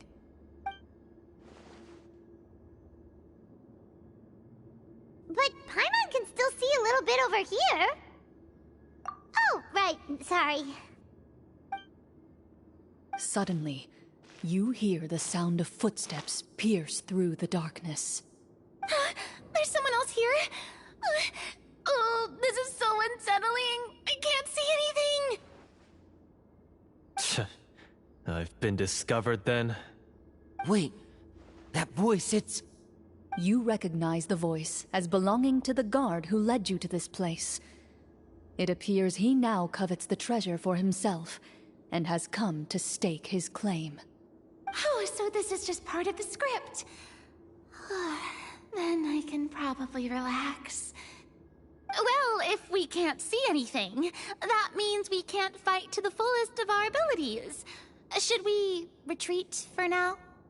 Judging by the way he's holding his sword, he must be a real Marechaussee hunter. But this isn't part of the script.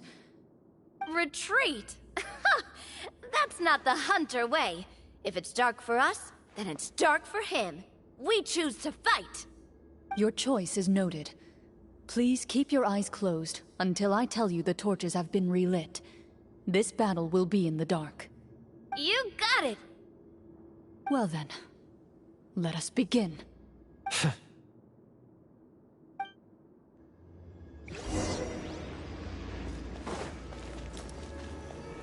Oh, I get to be Clorinde. Ready. I'd like to try to hit him with my sword. Your strike is successful. Ha! You're facing a... Is he still standing? Goodness, he sure has a lot of HP. Is it over? Can we open our eyes now? The enemy is strong and relentless, but the battle is nearing its end. The torches have not been relit. What about now? Final strike. Ha!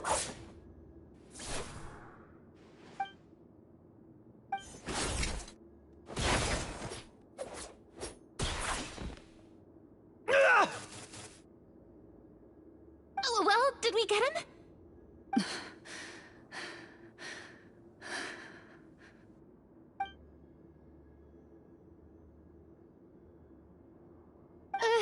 Clorinde? Warm fire flickers across the walls once more. Your vision is now clear. In an impressive display of courage, the four of you successfully defeat the uninvited guest. That look in his eyes.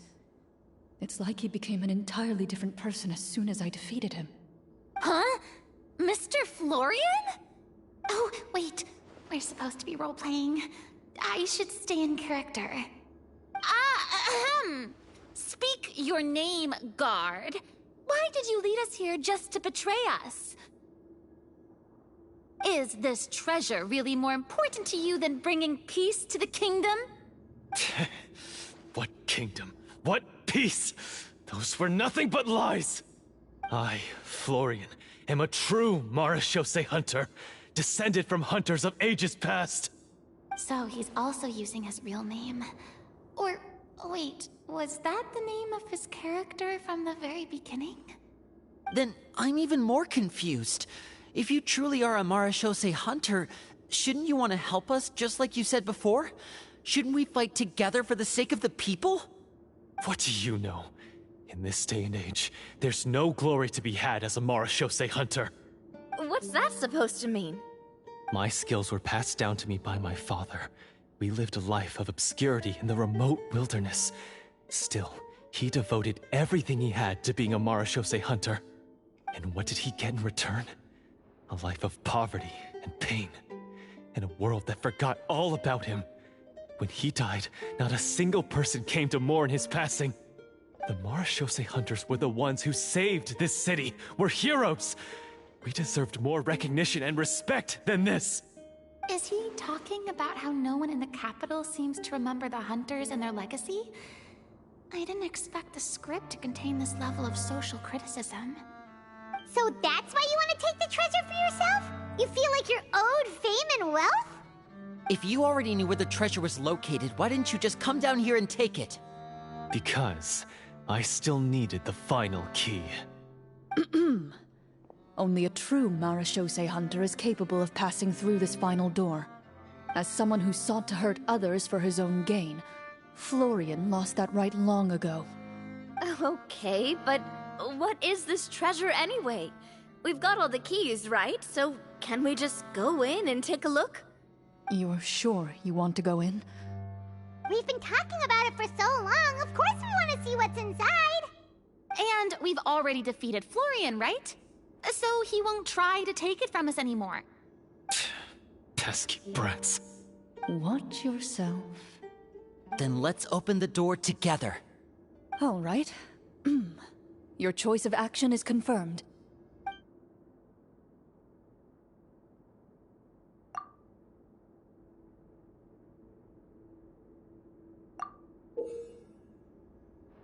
Before you, the door to the treasure, sealed and undisturbed for more than 100 years, finally swings open. You hear the shrill wail of the door hinge as it rotates for the first time after years of disuse, almost like a sleeping giant letting out an extended yawn. You get the impression that the secrets buried behind this door might be just as heavy as the sound you just heard. It's open! Come on, let's go in! Paimon wants to see what's inside! Ooh, me too! Ugh, uncovering hidden treasure is the most exciting part of adventuring. What do we have here? Uh-huh. A stone tablet? And some shabby weapons? You call this a treasure vault? Looks more like an abandoned warehouse! Maybe the troop ran out of budget at the end? They provided a super immersive experience at the beginning only to drop the ball at the most important part? They could have at least filled this place with cardboard mora or something! It looks more like a tomb than a vault. Wait, I get it now. Paimon, this is the real Marechaussee hunter treasure. This is it? The Marashose Hunter treasure is just a stone slab and some broken swords? I can't believe it. I refuse to believe it! Whoa, are you okay? The Marashose hunter before you appears to suffer a serious mental breakdown. He needs to leave the room for a moment to collect himself. One of you seems to understand the significance of the treasure already. If the rest of you wish to follow suit, you may remain here in the meantime and explore your surroundings.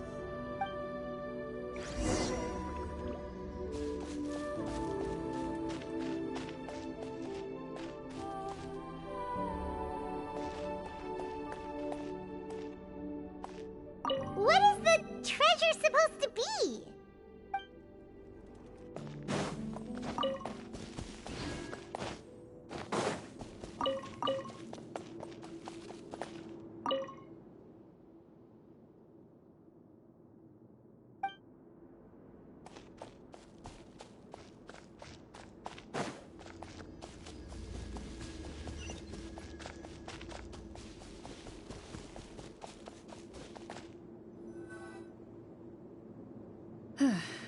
So, how are you doing?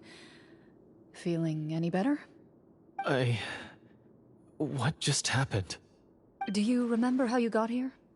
Or what happened to your body just now? I remember now. I brought you here because I wanted to... The explosives in the cave! You mean these? Huh? How did you... I could tell something was off the moment I stepped into this cave, so I kept an eye out. I've already dismantled the whole thing. So the strongest champion duelist in all of Fontaine saved the day once again. Guess I shouldn't be surprised. It would seem your skills as a Marashose hunter are as sharp as ever. I deserve some answers, don't you think? Tell me why you wanted to lure me here. Everything you said earlier sounded like the truth. Luckily, your monologue was dramatic enough to convince my friends you were just role-playing. I don't know. I just always felt like there was something in my heart that didn't belong to me. Something agitated and angry. Who knows? Maybe it was my own anger all along. I could never really tell. The feelings about my father and the other Marashose hunters are real. It just wasn't fair. I was angry, bitter that no one remembered them or praised their accomplishments. I don't know when it started, but at some point, my anger came to completely consume me. At that point, I remembered the legend my father used to tell me. The one about the treasure. But if the treasure was all you cared about, why plant all those explosives? Wouldn't they just destroy the treasure and bury you along with it? I can't remember. My head is a mess. It felt like there was this voice telling me to eliminate the hunters, but now it's gone. From your description, I suspect you were dealing with a devorator. Devorator? Oh, your master... your father, I mean, never talked about it? It was a kind of monster that was active several centuries ago. No, I've heard of it. I'm just not sure why you suddenly... Wait, it can't be. The seal! The seal? My family has served as Marashose hunters for many generations. But the title and swordsmanship weren't the only things passed down over our line. There was a seal as well. My father instructed me to always watch over that seal and maintain it regularly. He said it had been passed down over a truly ancient age, and protecting it was our clan's most important duty. But I neglected that duty after he died. I finally decided to come down and check on it one day, and that's where my memories become fuzzy. The Devorator would be a formidable adversary for any mortal being, even ones as capable as the Hunters. If you lacked the power to completely destroy it, you could easily fall prey to its influence and corruption.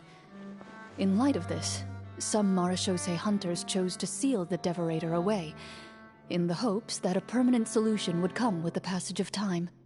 I heard it has the power to amplify the obsessions and desires in people's hearts, to the point where they overtake you entirely. It would seem I'm not just lacking in skill with a blade, but in mental fortitude as well. And yet, you were able to retrieve 3 of the 4 keys. If I remember correctly, each was entrusted to a respected and capable hunter. How did you manage it? One of them belonged to my father. The second I stole from a different hunter.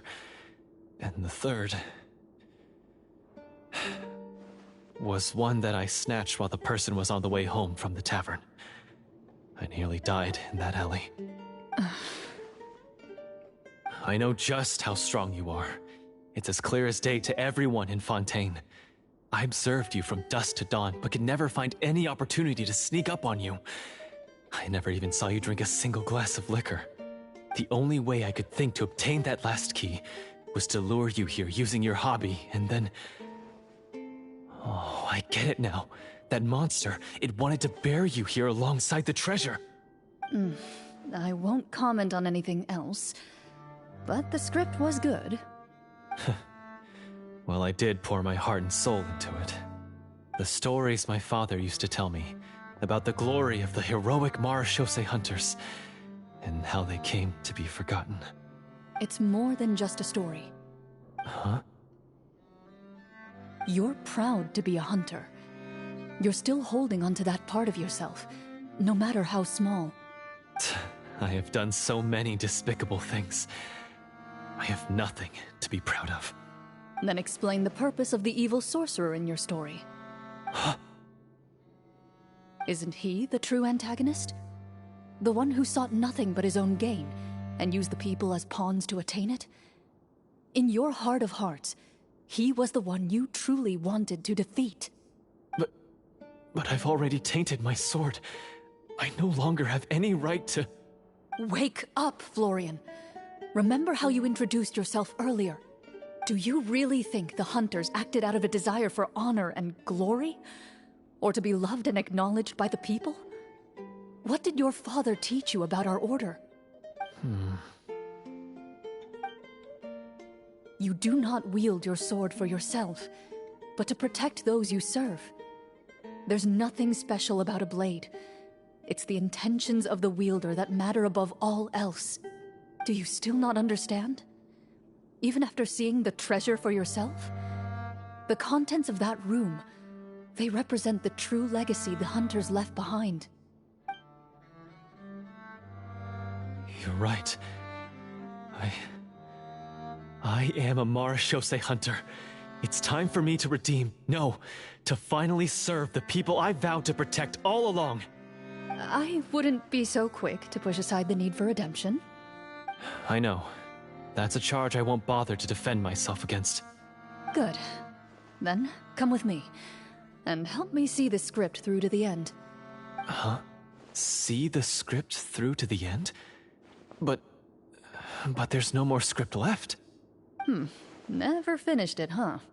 No, I mean, I wrote the script with the sole purpose of luring you all here. There was no reason to write beyond this point. Then we'll just have to keep writing it. The evil sorcerer still needs to be defeated. You mean the Devorator? Are you saying I have to make up the rest of the script as we go along?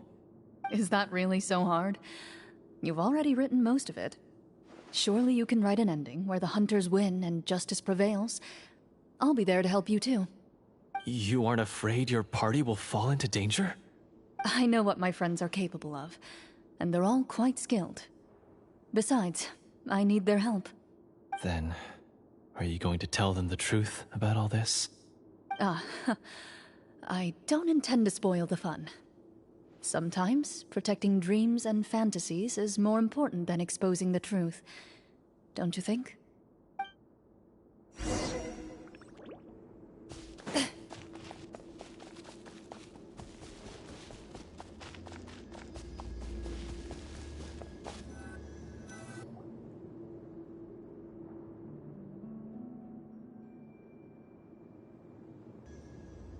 They're back! That took a while.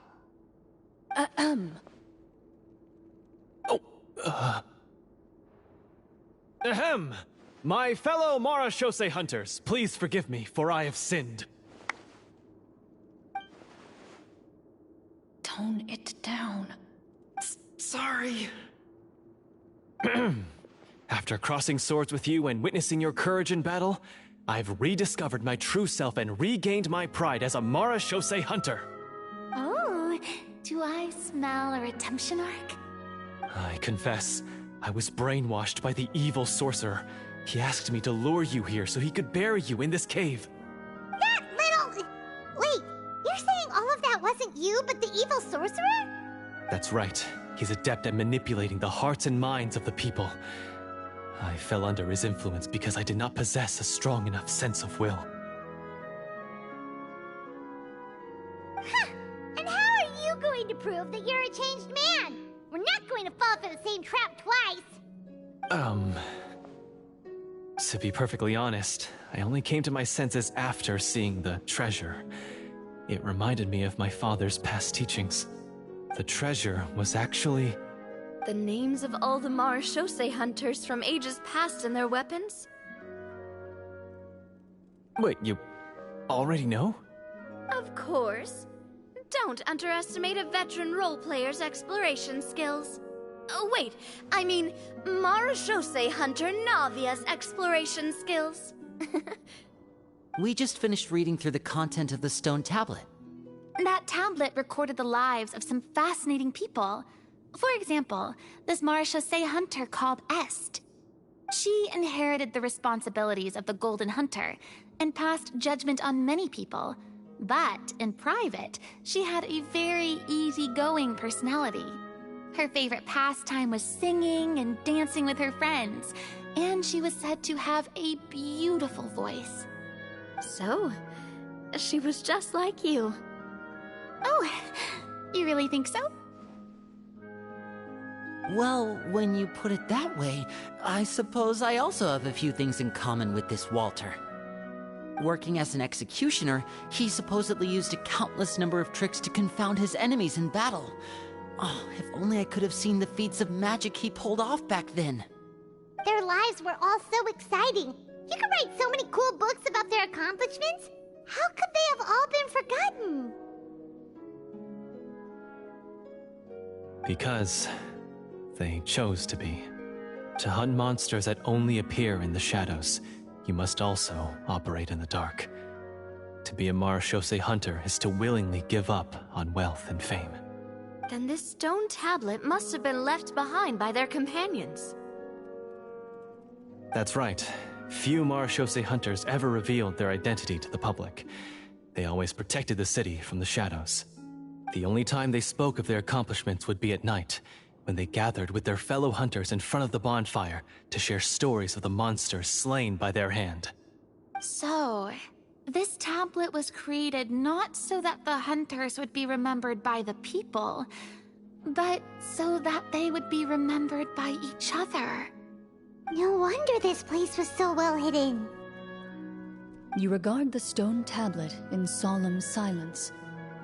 The names of your comrades etched onto its surface serve as a reminder that you are never truly alone. The tablet proves that, although a hunter walks a shrouded path, it is not a solitary one. There will always be those who walk beside you, a fact that remains as true today as in ages long past. Their legacies shall continue to be passed down from generation to generation, as everlasting as the stone onto which their names are carved. Father, you once told me that I should seek out the treasure if I ever became lost. So this is what you wanted me to find.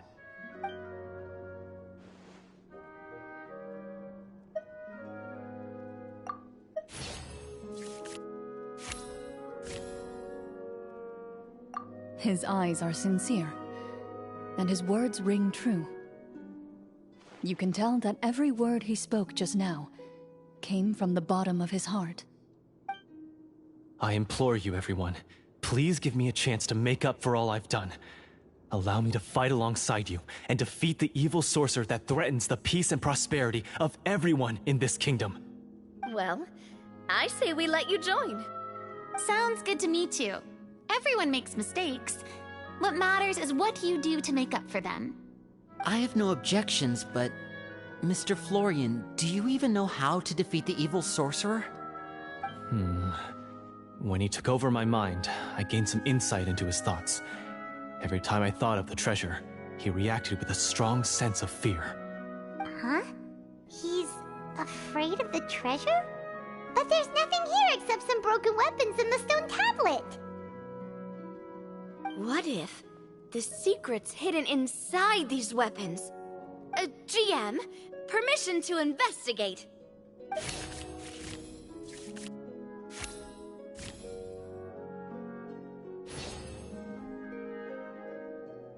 At first glance, the weapons appear absolutely ordinary. But as you observe them, you notice a faint energy emanating from within. These blades have slain countless monsters. Though it's been a long time since they were used in battle, their edges remain sharp, as if they're simply waiting for the next worthy hunter to carry on their legacy. So basically take these with us, right? I'll take this weapon, since it used to belong to Est. Maybe it'll find comfort in being held by someone who appreciates the arts. Ah, good idea. I'll take Mr. Walter's bow then, from one archer magician to another. Paimon's gonna pick a cool weapon too!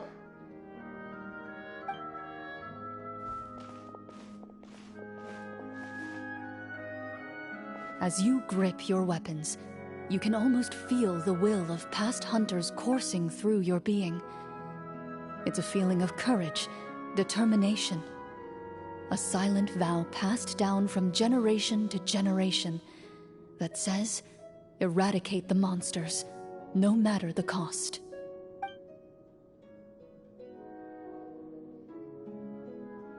Mr. Florian, do you know where to find the evil sorcerer? I was able to see his surroundings when our minds were connected. I believe he's currently hiding out at the church in the kingdom. We must be extremely careful. He's spent so long living among monsters that he's now taken the form of one. He will not be easily defeated. Then why don't we explore some more and try to find some higher level gear? We don't want to just fight him and lose, right?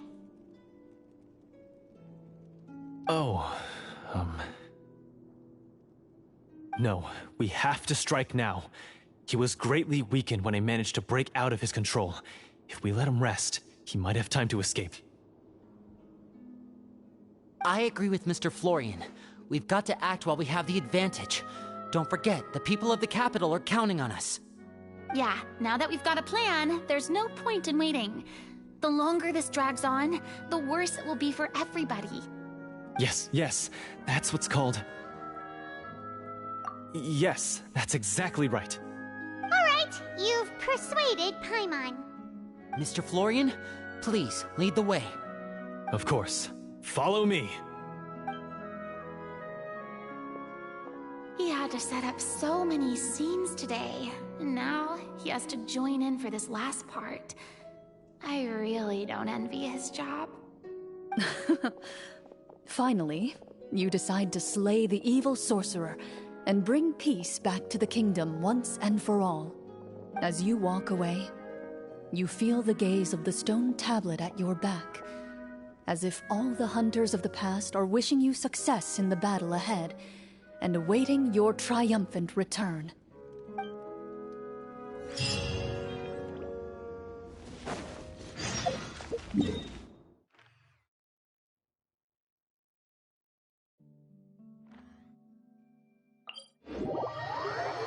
I think we're nearing the end, since it's been over 2 hours.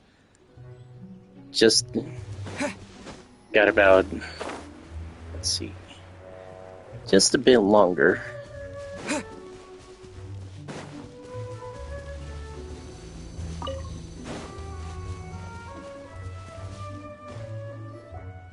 Finally, you arrive at the church Florian described. As you approach, An ominous aura surrounds you. You get the sense that your enemy is close at hand. How strange. This uneasy feeling seems so real. How did they manage that? Now, it is time for the final battle. Let's go!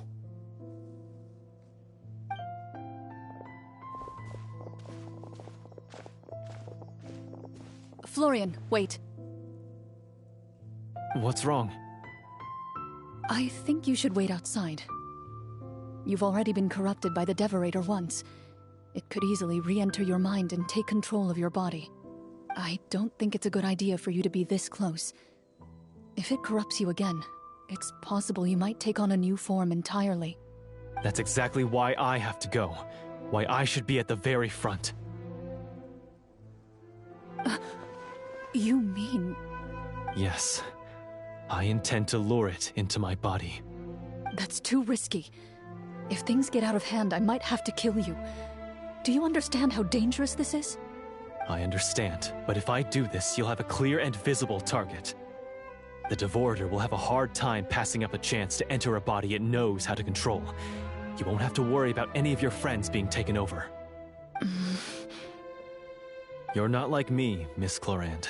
You're a just and powerful Marechaussee hunter.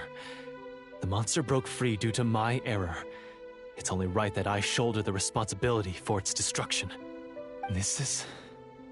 something that I have to do. Consider it a duel to restore my honor. My only request is that you give it your all.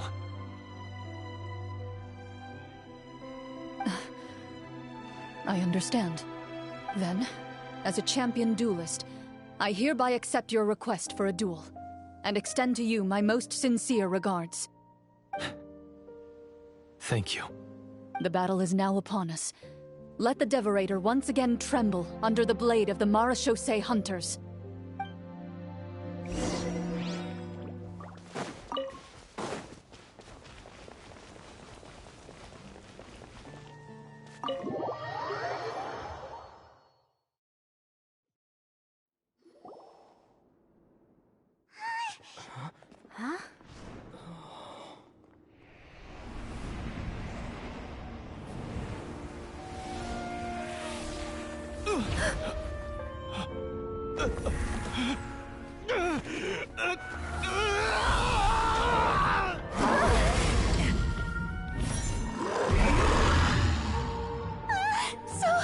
So lifelike!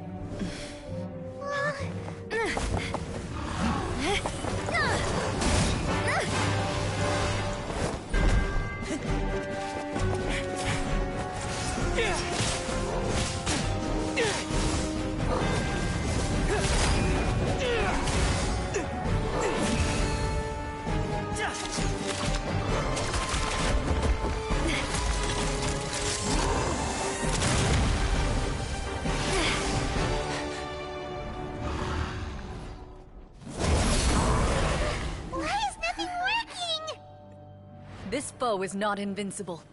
You hold the treasure. The power to defeat it in your own two hands. The treasure? You mean... the names! It's the Marechaussee hunters' names! How are we supposed to... You forget, Paimon? There's still one skill we saved until the very end. Hunters fight not for fame, but to aid the people whenever they are summoned. Walter the Marechaussee Hunter, master of 1,000 tricks, executioner of the Phantom Hunters, I call for aid! Est, the Marechaussee Hunter, inheritor of Cassiodor's will, judge of the Shadow Hunters. Answer my call!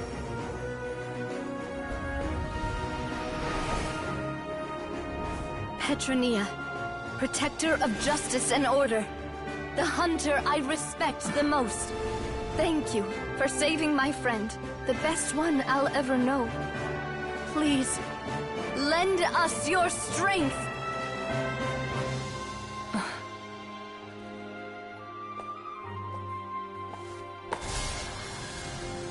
We have come to answer your summons.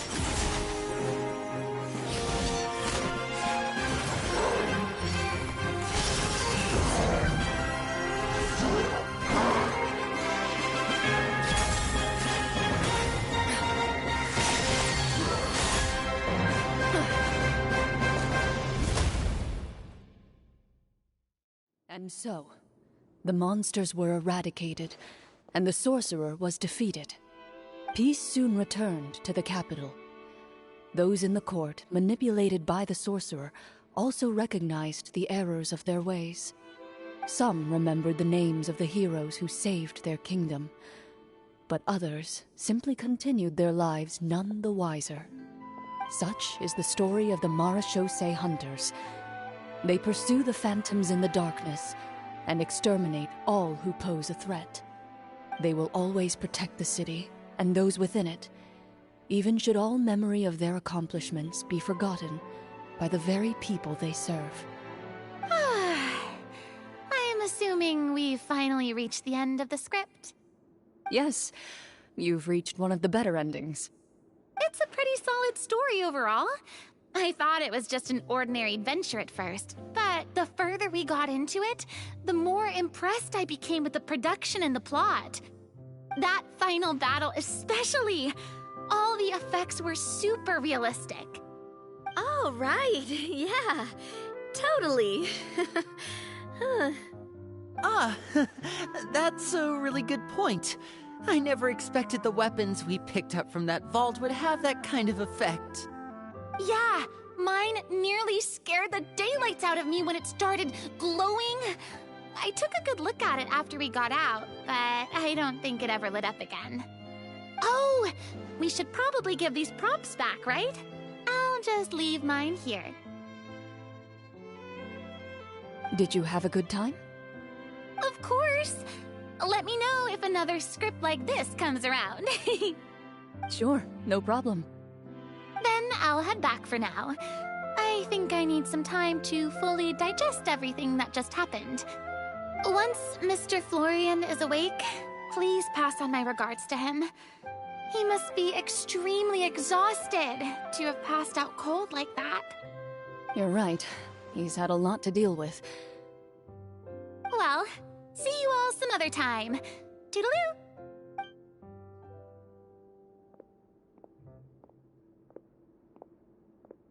Okay, so, can I ask now? I think it should be fine, yeah. What in the world was going on back there? So you saw through all of that? That time in the cave when you told us to close our eyes, it'd be weirder if we didn't notice anything. I was dying of curiosity the entire time. I mean, you did a pretty bang-up job of pretending nothing had gone wrong. Farina actually looked like she thought all of it was planned. Guess none of us wanted to be the one to break the illusion. What are you all talking about? Oh, wait. Don't tell me Paimon never... Oh, this is all my fault. It's not too late to cover your ears. Here, Paimon, I'll do it for you. Bit late for that, don't you think? You're saying everything that happened back there wasn't actually part of the script? It's probably more accurate to say this was never a real scripted story to begin with. What? So loud. My head. Hey, you! Get up right now and explain yourself! No shaking, please! Oh, my head.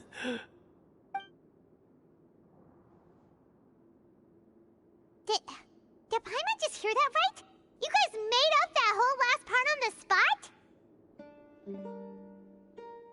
It's not nice to lie to people, but Paimon's got to admit that was a really good story, Florian. Oh, and nice improvisation, Clorinde! Yeah, it was like watching a magician improvise a spectacular magic trick after forgetting an important prop. If Paimon knew something was wrong with that vault, she would have floated straight in the opposite direction. Everything was under control. As if you've ever described a situation as being out of control. I'm pretty sure any situation you consider to be easy to handle would scare a reasonable person half to death. Guess I'm just used to it. You must run into a lot of unexpected situations then. That explains why you're so good at coming up with things on the spot. As for you, Florian, I know there's no excuse for what I did. I'll turn myself into the guards at once, confess my crimes, and accept any punishment that comes my way. I would say you've already suffered more than enough. What? You may have been blinded by fame and fortune in the beginning, but your actions during the final battle had proven you to be a true marechaussee hunter. You'll be far more used to the city above ground than below. Your job as a hunter is more important. But... Of course, you'll still need to take the keys and pay a personal visit to the 2 hunters you wronged. Prepare to accept any terms they give you as well. Yes, of course. As far as I'm concerned, though, your showing in the duel was enough to prove your honor. Then I'll do exactly as you said. I'll go return those 2 keys right now. Thank you so much, everyone. I'll do my best to prove myself worthy of the second chance you've given me. I swear this on my name and honor as a marechaussee hunter. Until we meet again, everyone.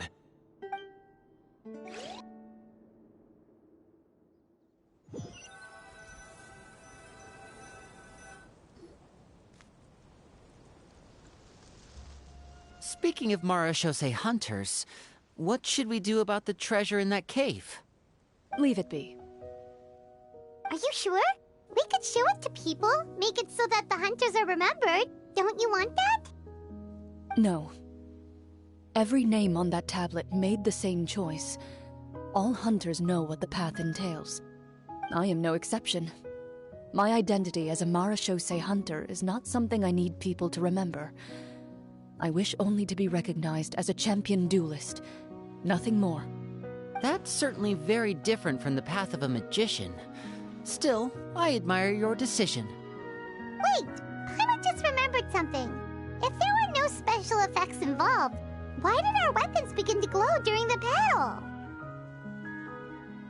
That's because the marechaussee hunters of ages past would often imbue their weapons with special enchantments to suppress the monsters. Whenever a monster was nearby, their weapons would start to glow. Sounds like the elven weapons in The Hobbit, that they would glow whenever orcs or goblins were nearby. Oh, so that's why they had an effect on that guy near the end. I really thought the summons were doing all the work. Well, I'm sure the summons were a part of it too. Oh? How so? This particular devorator probably hailed from the same era as the hunters we saw in the room. The names you recited all belonged to the bravest hunters. Countless monsters fell to their blades. That's likely why the devorator visibly reacted when you said them out loud. So the names held the power all along! Navia, everything you said during your summon. Huh?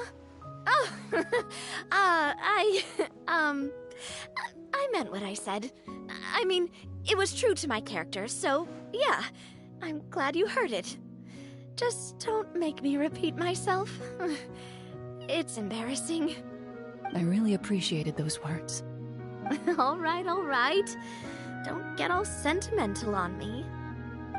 Anyway, let's not talk about that anymore. I'm going to go on ahead. Don't fall too far behind now. She ran off! I should probably head back as well. This story was truly incredible. I might have to spend the whole night telling my siblings all about it. Goodbye.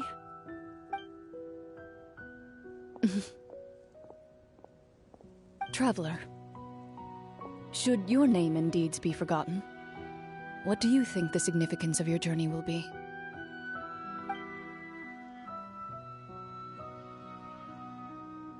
I suppose the significance would be the journey itself and the world we helped create.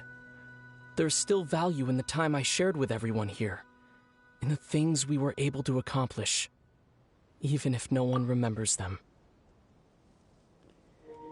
It's good to see that the new character quests, Ether or Lumaine, depending on who you pick at the very beginning of the game, actually have dialogue instead of just the usual select what line to say. A great answer. I'll remember it. Me? The Marachose hunter says nothing in response to that question. Perhaps her answer lies in her silence. An unspoken vow left to echo through the night. The path she walks needs no explanation.